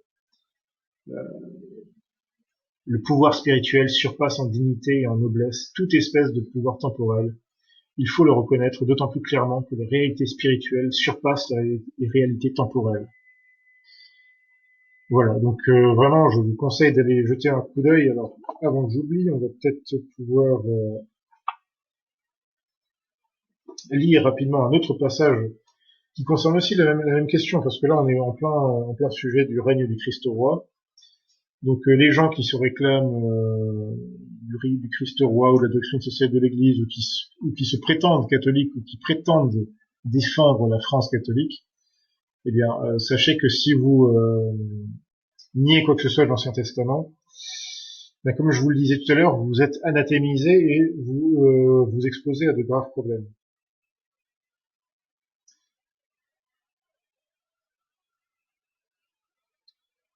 Donc, pour mieux encore vous faire comprendre ce que qu'on vient de lire avec le pape Boniface VIII, bien lisons tout simplement un passage de l'encyclique Quas Primas du pape Pie XI, où on lit. Donc là, vous pourrez trouver aussi ces extraits dans mon livre, Mystère de la Révolution. Le pouvoir et la puissance du roi doivent être attribués au sens propre du mot au Christ dans son humanité, et par la suite, la souveraineté suprême et absolue sur toutes les créatures. Le Christ a pouvoir sur toutes les créatures. C'est d'ailleurs ainsi que le Christ Jésus a été donné aux hommes à la fois comme rédempteur, de qui ils doivent attendre leur salut, et comme législateur, à qui ils sont tenus d'obéir. Le Christ a donc un pouvoir législatif, un pouvoir judiciaire et un pouvoir exécutif. D'autre part, ce serait une grossière erreur de refuser au Christ la souveraineté sur les choses temporelles, quelles qu'elles soient. Il tient du Père sur les créatures un droit absolu, lui permettant de disposer à son gré de toutes ces créatures. Son empire ne s'étend pas exclusivement aux nations catholiques, ni seulement aux chrétiens baptisés, il embrasse également, et sans exception, tous les hommes, même ceux qui sont étrangers à la foi chrétienne, de sorte que l'empire du Christ Jésus, c'est en stricte vérité l'universalité du genre humain. Et c'est à cet égard, il y a lieu de faire aucune, et c'est à cet égard, pardon, il y a lieu de ne faire aucune différence entre les individus, les familles et les États, car les hommes ne sont pas moins soumis à l'autorité du Christ dans leur vie collective que dans leur vie privée. Il est l'unique source du salut, et donc de celui des sociétés comme celui des individus. Les chefs d'État ne sauraient donc refuser de rendre, en leur nom personnel et avec tout le peuple, des hommages publics de respect et de soumission à la souveraineté du Christ. La peste de notre époque, c'est le laïcisme, ainsi qu'on l'appelle avec ses erreurs et ses entreprises criminelles. Voilà, donc ça, c'est le pape Pie XI dans Quas Primas. Bon, on pourrait encore citer des tonnes de passages du magistère sur le même ton, hein, mais je pense que vous avez un petit peu compris de quoi il était question. Si vous me permettez juste un petit instant. Voilà. Donc au niveau maintenant, je pense que les choses sont claires. Hein. Au niveau du pouvoir spirituel, du pouvoir, de la domination universelle, ça va être encore plus clair parce que là maintenant on va montrer un point important, mais je vais avant de commencer, il faut comprendre que toutes les promesses de l'Ancien Testament sur la domination universelle et de la domination spirituelle et temporelle, donc politique, tout ceci s'est réalisé dans l'Église fondée par Jésus-Christ. L'Église, pendant les 3 premiers siècles, a été persécutée, et dès le moment où vous avez eu des rois, des empereurs qui ont commencé à se convertir, eh bien là, les choses étaient changées. Le règne social de Jésus-Christ a commencé justement à fleurir, à s'étendre sur le monde entier, jusqu'à très récemment. Alors, ça n'enlève rien effectivement à ces promesses, mais ces promesses se sont réalisées, donc se sont réalisées non seulement spirituellement, évidemment, et politiquement, temporellement. Donc voilà, c'est pas difficile à comprendre en fait. Hein. Les promesses de domination universelle dans l'Ancien Testament concernent le règne social de Jésus-Christ, concernent la juridiction universelle de l'Église. C'est aussi simple que ça. Alors, pour mieux comprendre la chose, parce que j'ai l'impression que sinon certains vont être perdus. Juste fermer quelques onglets. Voilà. Autre chose très très importante à comprendre. Et là, on est encore dans le domaine de la vraie exégèse catholique, donc de la typologie. Et encore une fois, je suis désolé, je vais y revenir, je suis peut-être un petit peu ennuyant, mais je ne comprends pas pourquoi Monsieur Youssef Indy ne s'est pas basé sur des sources catholiques, puisqu'il se prétend, puisqu'il prétend, comment dire, adhérer à ce fameux concept de front de la foi entre guillemets, et qu'il parfois défend, qu'il parle positivement parfois de la France catholique, ou en tout cas d'un certain héritage de la France catholique. Pourquoi est-ce qu'il se base pas vraiment sur des sources catholiques, et pourquoi est-ce qu'il se base sur des travaux de mécréants? Parce que, personnellement, moi, lorsque j'ai déjà fait des études sur l'islam, vous pouvez en voir par exemple sur Fide Catholica, je me fonde dans ces études sur les hadiths, sur l'interprétation orthodoxe, enfin traditionnelle, on va dire, du Coran, sur des érudits, on va dire, approuvés. Je me base pas sur des espèces de philologues qui alors tu peux avoir des avis intéressants, mais pour moi c'est pas la bonne méthodologie, c'est pas cohérent en fait. Si on veut étudier un système religieux en l'occurrence, eh bien l'honnêteté veut au moins qu'on se fonde tout d'abord sur les sources directes, puis ensuite sur ceux qui semblent dans ce système avoir l'autorité directe, sont reconnus pour avoir une autorité directe pour interpréter ces textes. Donc moi je procède comme ça quand j'étudie et que je réfute, enfin que j'expose plutôt les hérésies, les abominations qu'on peut trouver dans le Talmud ou dans le Coran, parce que c'est l'honnêteté intellectuelle qui veut ça, tout simplement. Donc je comprends pas pourquoi M. Youssef Indy n'en fait pas de même et qu'il ne va pas aux sources du magistère, aux sources aux sources patristiques, aux sources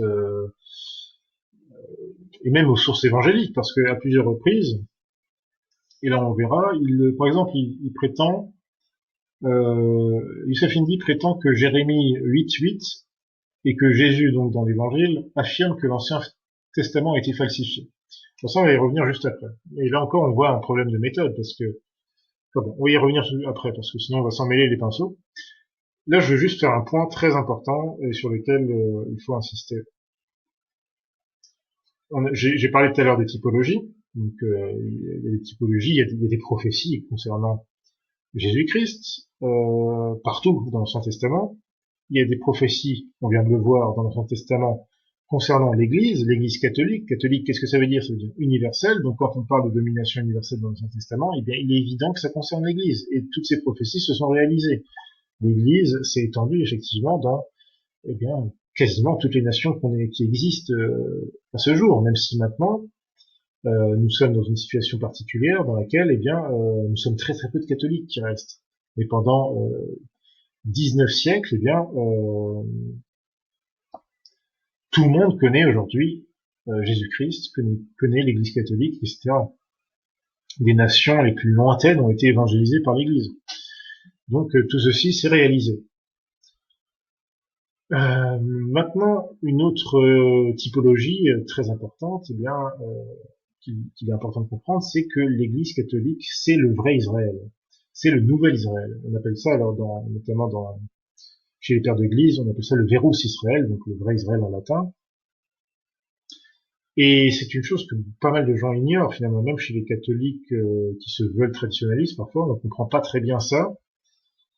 Alors que c'est une doctrine des plus sérieuses et des plus sourcées dans le magistère. Hein. Je rappelle encore une fois, notamment pour les catholiques, hein, on oublie trop souvent que le magistère, c'est l'interprétation de la révélation, de la tradition, les foi et les mœurs, etc.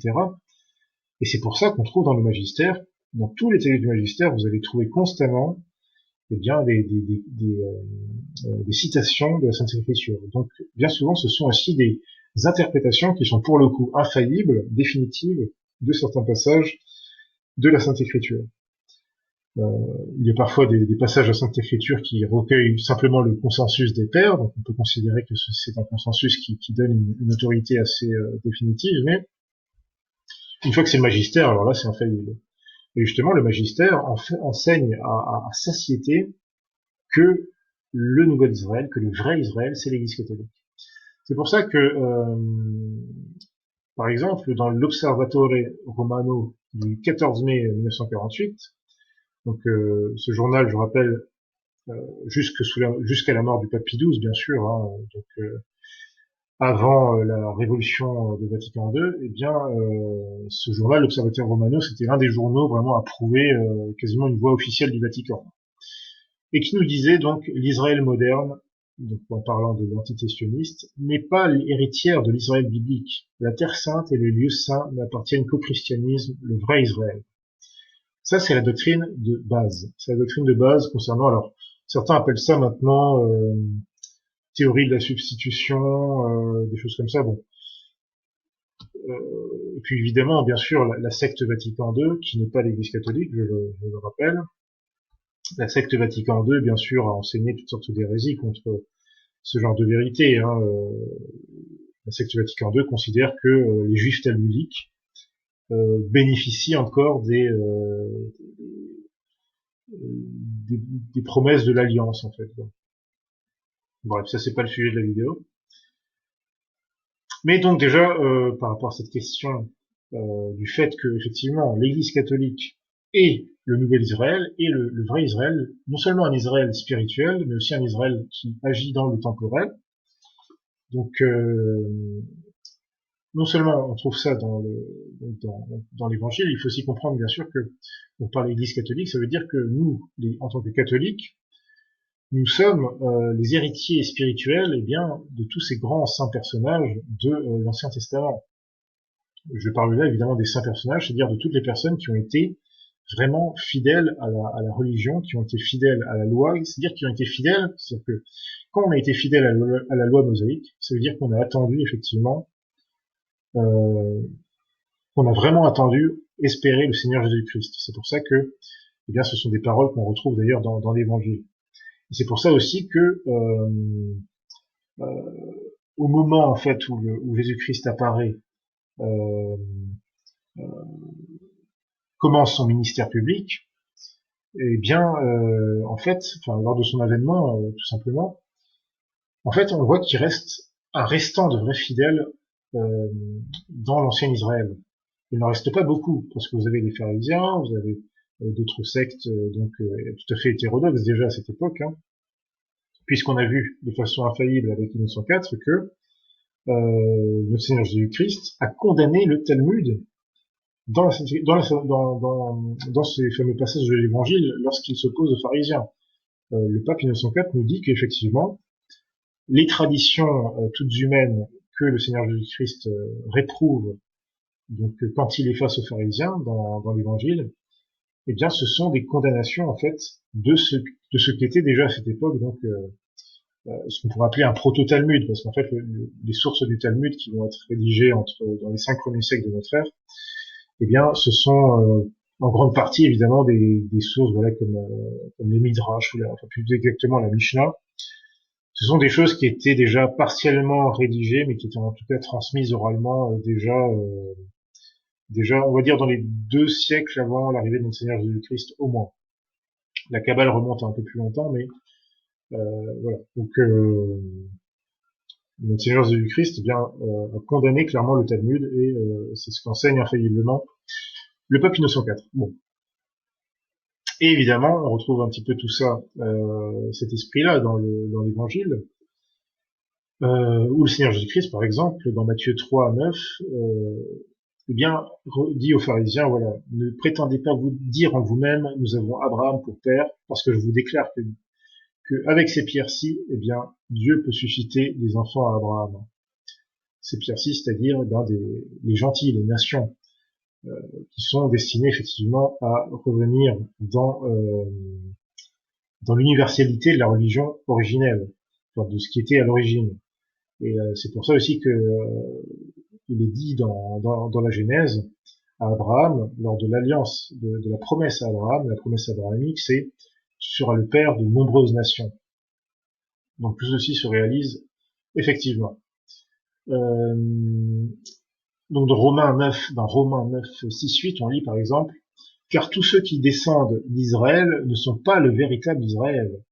Et pour être la postérité d'Abraham, tous ne sont pas ses enfants. Mais c'est la postérité d'Isaac qui sera dite la postérité, c'est-à-dire que ce sont les enfants de la promesse qui sont regardés comme la postérité d'Abraham.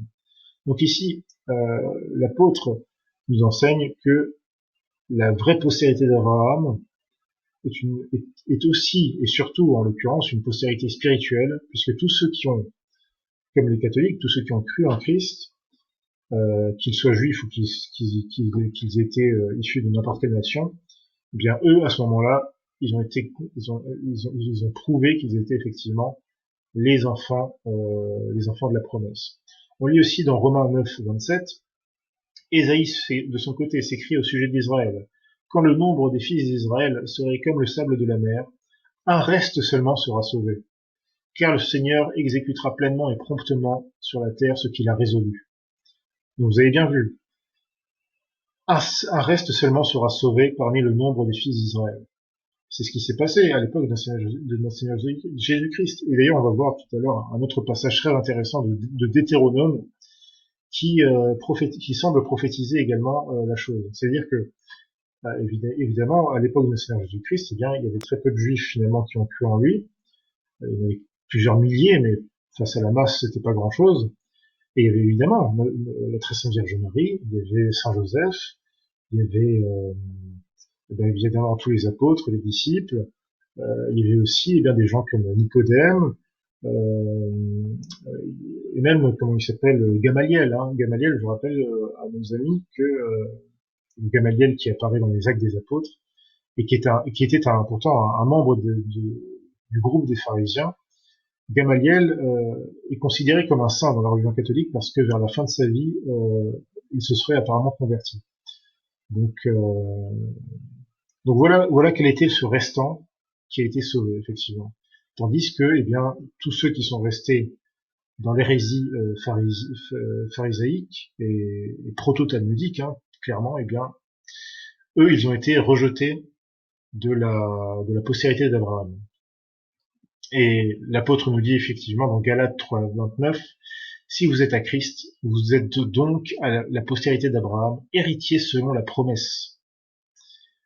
Dans Galates 6, on lit, pour ce qui me concerne, loin de moi la pensée de me glorifier d'autre chose que de la croix de notre Seigneur Jésus-Christ, par qui le monde est crucifié pour moi, comme je le suis pour le monde.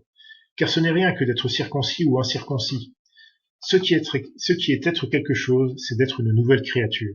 Donc là, il parle évidemment du baptême qui nous régénère, qui est une circoncision du cœur, et non plus une simple circoncision de la chair.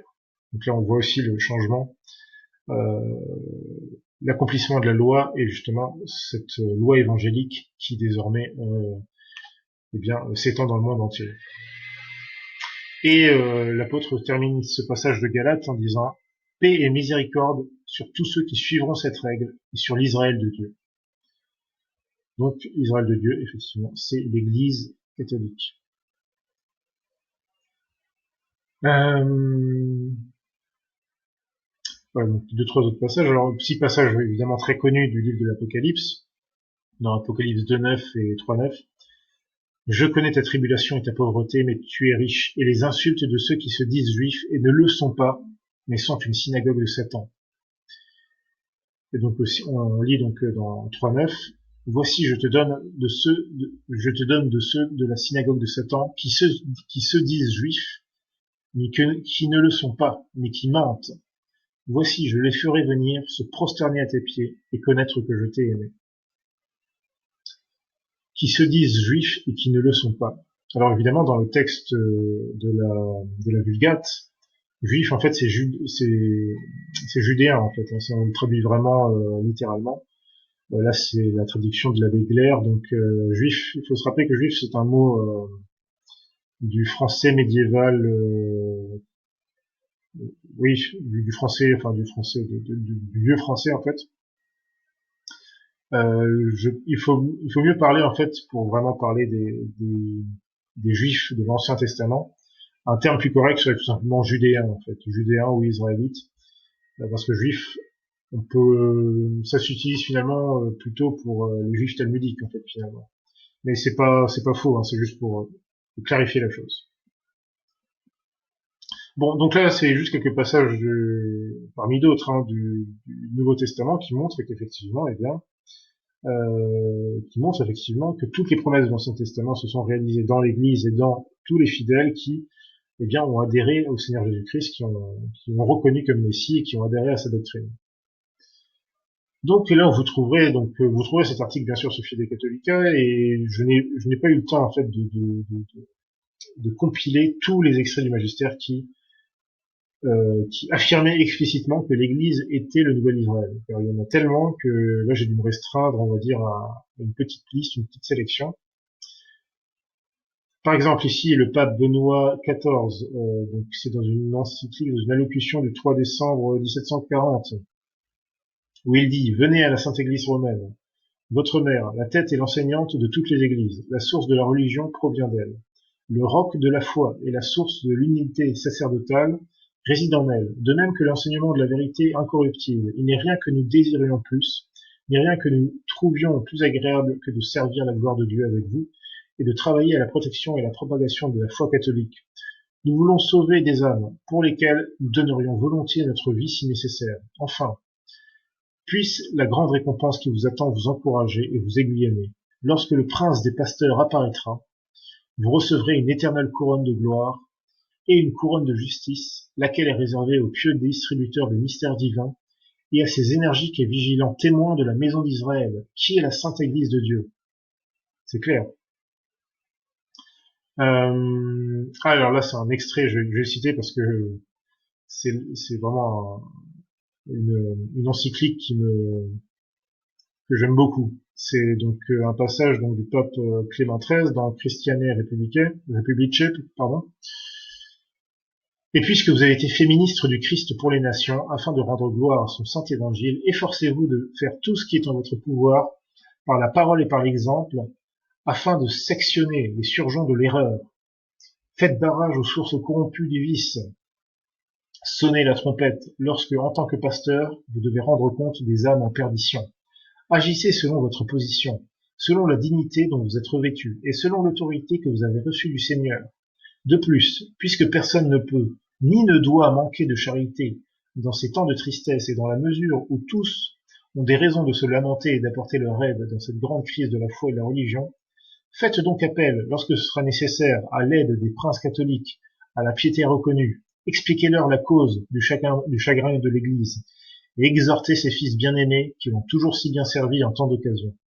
Et puisque ces princes ne sortent pas l'épée sans motif, exhortez-les à l'union de l'autorité de l'État et du sacerdoce, afin d'extirper vigoureusement ces maudits qui attaquent les armées d'Israël. Bon, voilà, ceux qui me connaissent savent pourquoi j'apprécie ce passage, et là encore on a une démonstration effectivement de ce qu'est en fait la chrétienté, et là aussi il faut le rappeler, c'est-à-dire que l'ancien Israël était une préfiguration à la fois donc spirituelle évidemment, mais temporelle également, mais qui était tout imbriqué en fait sur un espace géographique avec un royaume, avec le temple qui était vraiment le lieu géographiquement fixé où se déroulait vraiment le culte sacrificiel, hein, donc dans le rite aaronique. Donc en fait, on peut considérer que l'ancien Israël était une espèce de réduit, une espèce de miniature de l'Église comme ça, comme un germe qui avait été planté donc dans la Terre Sainte, et d'où effectivement, eh bien, le Messie a surgi pour tout simplement bien remplir les prophéties et rétablir effectivement toute l'universalité qui était à l'origine hein, déjà au tout début des temps finalement, eh bien comme le Christ le dit lui-même hein, dans un passage par rapport au mariage justement, quand les pharisiens justement viennent lui dire oui Moïse nous a permis de répudier nos femmes, eh bien Jésus-Christ leur dit Moïse vous a permis ça à cause de la dureté de votre cœur. Et effectivement, on a vu, je vous ai dit tout à l'heure, que effectivement, vu le nombre d'apostasies, de rébellions qu'il y a eu contre la foi par les apostats par certains apostats dans l'ancien Israël, et tous les problèmes qu'ils ont pu causer non seulement à Moïse, mais à plein d'autres, aux prophètes et aussi à des rois. Ça aussi c'est une erreur de Youssef Indy hein, qui nous dit que oui, enfin c'est une erreur d'appréciation, c'est-à-dire que il dit que effectivement, il reconnaît qu'il y avait un certain nombre donc de Judéens dans l'ancien Israël qui retombaient très souvent dans le paganisme, dans le syncrétisme, et notamment dans ce qui va donner plus tard la Kabbale. Mais il oublie aussi de dire peut-être qu'il y a aussi qu'en fait c'était à chaque fois une espèce de mouvement comme ça de balancier, c'est-à-dire que notamment à partir du roi Salomon, vous allez avoir des rois très impies, très mauvais, puis tout d'un coup vous allez avoir un roi qui aura une bonne éducation religieuse, qui va être extrêmement zélé pour la foi, qui va pulvériser tous les autels païens qui ont été installés par ses prédécesseurs en Israël, etc. Donc à chaque fois, c'est un espèce de mouvement comme ça, jusqu'en fait au fameux désastre de l'exil, à partir tout d'abord dans l'Israël du Nord, puis ensuite en Judée, dans le royaume de Juda. Et puis voilà, donc ça c'est une constante enfin, qui va durer quand même presque 5 siècles. Voilà.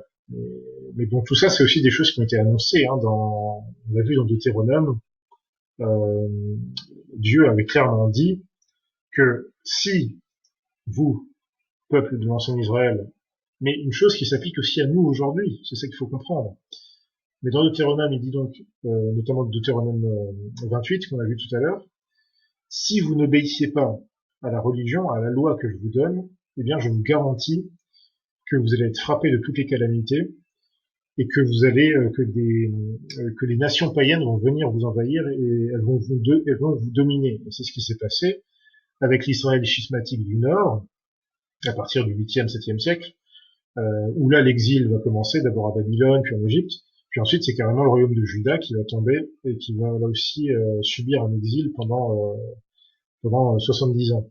Et tout ceci a été prophétisé également par les prophètes qui ont rappelé toutes ces choses. Donc bon, bref, là encore, preuve additionnelle que l'Ancien Testament eh bien, est parfait et absolument pur de toute erreur et absolument une pure révélation divine. Bon bref, donc là vous retrouverez plein d'autres passages du Magistère où effectivement l'Église catholique est explicitement nommée par les papes comme étant Israël, la maison d'Israël, voilà. Le vrai Israël, c'est l'Église catholique tout simplement. Alors là, il y a aussi un passage très intéressant, c'est une introduction du 4e concile de Constantinople. Je vais la lire parce que là, ça va nous replonger aussi encore une fois dans l'Ancien Testament et pour faire comprendre à certains la sainteté et la vérité absolue de l'Ancien Testament. Donc c'est une introduction du 4e concile de Constantinople qui exalte notamment le pape Nicolas, alors je sais plus combienième c'est Nicolas Ier. Donc voilà, je vais lire, mais avec toujours plus de force et de pertinence, Nicolas, le très saint et bien nommé pape de l'Antichrome, fut envoyé, telle une pierre angulaire pour l'Église, pour confronter l'opposition savamment orchestrée de Photius. Donc Photius, c'était ce fameux, l'un des premiers schismatiques orientaux. Hein.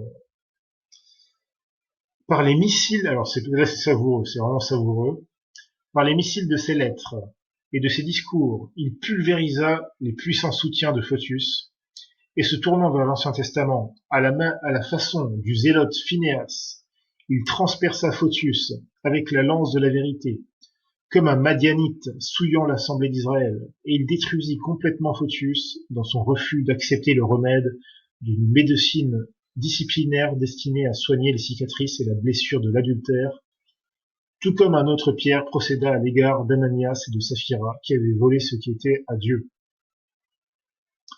etc., etc. Donc il y a encore d'autres références. Alors, voilà. Alors là, on va passer, parce que là, c'est un passage absolument fabuleux, pour qui a de l'intelligence, évidemment. Donc, en fait, Youssef Indy, donc c'était une de ses premières prétentions, donc dès le début de sa vidéo, nous dit que selon lui, alors selon sa logique, il ne retrouve pas le même esprit, on va dire, dans le Nouveau et dans l'Ancien Testament. Donc selon lui, l'Ancien Testament, c'est du bidon, c'est du faux et c'est une falsification des Juifs suprémacistes. Bon, j'ai déjà donné tous les arguments qui contredisent en grande partie cette prétention. Mais en plus de ça, il ne se rend pas compte que l'Église catholique, qu'est-ce que c'est? C'est l'établissement, c'est l'établissement, enfin c'est comment dire, c'est le nouvel Israël en fait refondé en quelque sorte par le Seigneur Jésus-Christ. Et cette fois-ci redirigé donc de manière universelle. Donc, comment se fait-il que eh bien toute la tradition catholique, y compris évidemment les évangiles, y compris le Seigneur Jésus-Christ lui-même, exalte des personnages soi-disant, je cite, tribalistes, ethnocentristes, génocidaires, tels que Saint Moïse, tels que Phinéas, grand pourfendeur donc d'apostats et de madianites. Bref, donc on voit que Youssef Indy, malheureusement, encore une fois, donc nous devons dire que ces affirmations sont tout à fait incohérentes en fait.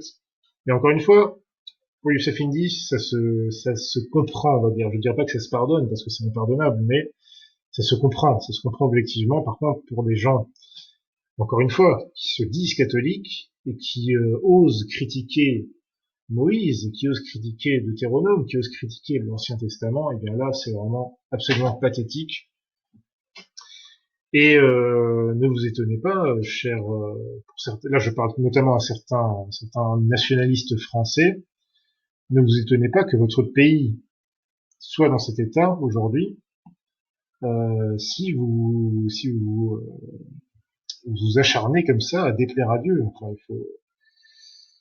il y a un moment donné où je pense que voilà, c'est clair. En plus, ce qui est malheureux, c'est que vous rejetez l'Ancien Testament là où il y a les enseignements les plus explicites, où Dieu dit clairement, écoutez, les nations qui se détournent de Dieu, eh bien, elles s'exposent au pire châtiment. Eh bien, bon.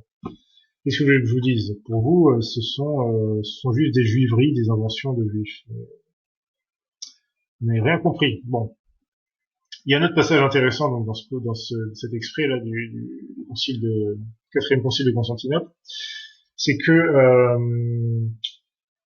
l'adultère là ici est une image en fait pour le schisme de Photius en l'occurrence.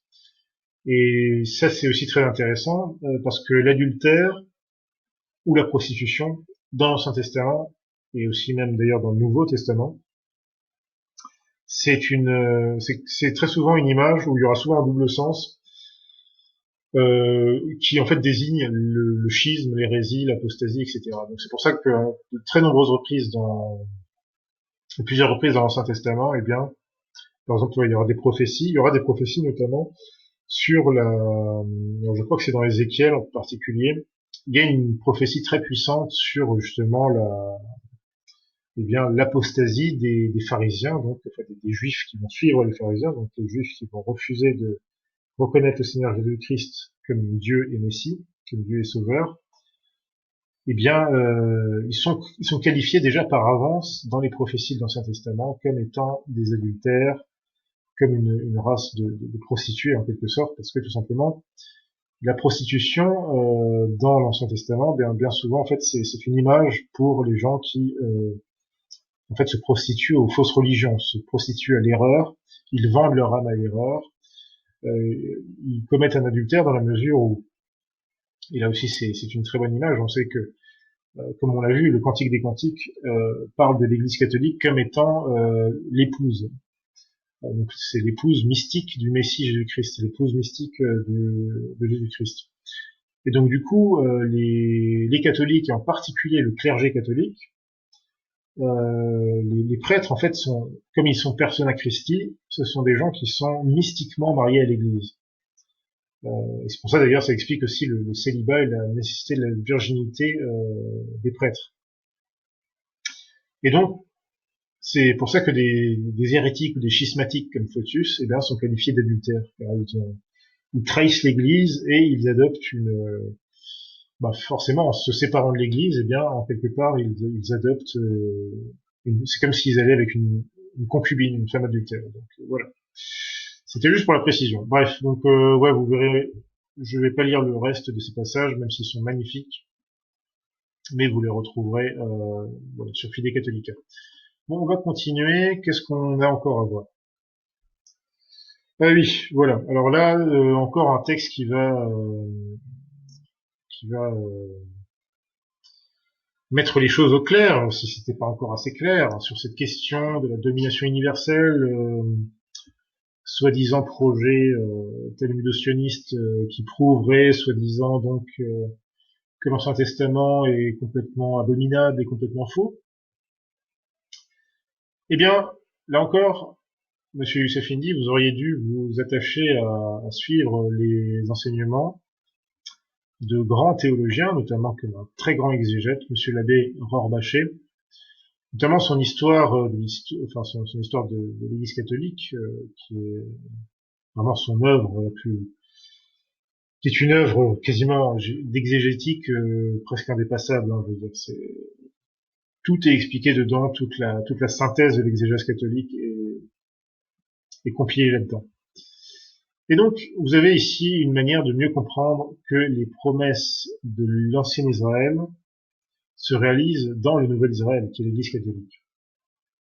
Je vais vous lire tout ça in extenso.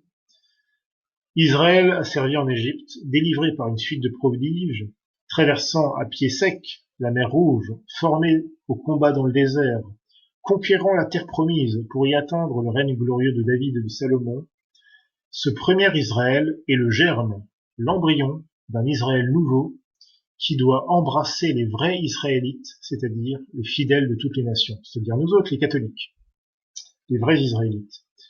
Ici, donc, il parle dans le contexte notamment du livre de l'Exode, ici l'Égypte, c'est le monde entier. Les pharaons, ce sont les Césars romains. La victime de la délivrance, c'est l'agneau de Dieu, s'immolant dans la nuit de Pâques d'une manière non sanglante sur la table mystique, s'y donnant à manger à ses disciples, et le lendemain, s'immolant d'une manière sanglante sur la croix par la main des soldats de César. Les 3 journées de chemin aboutissant à la mer Rouge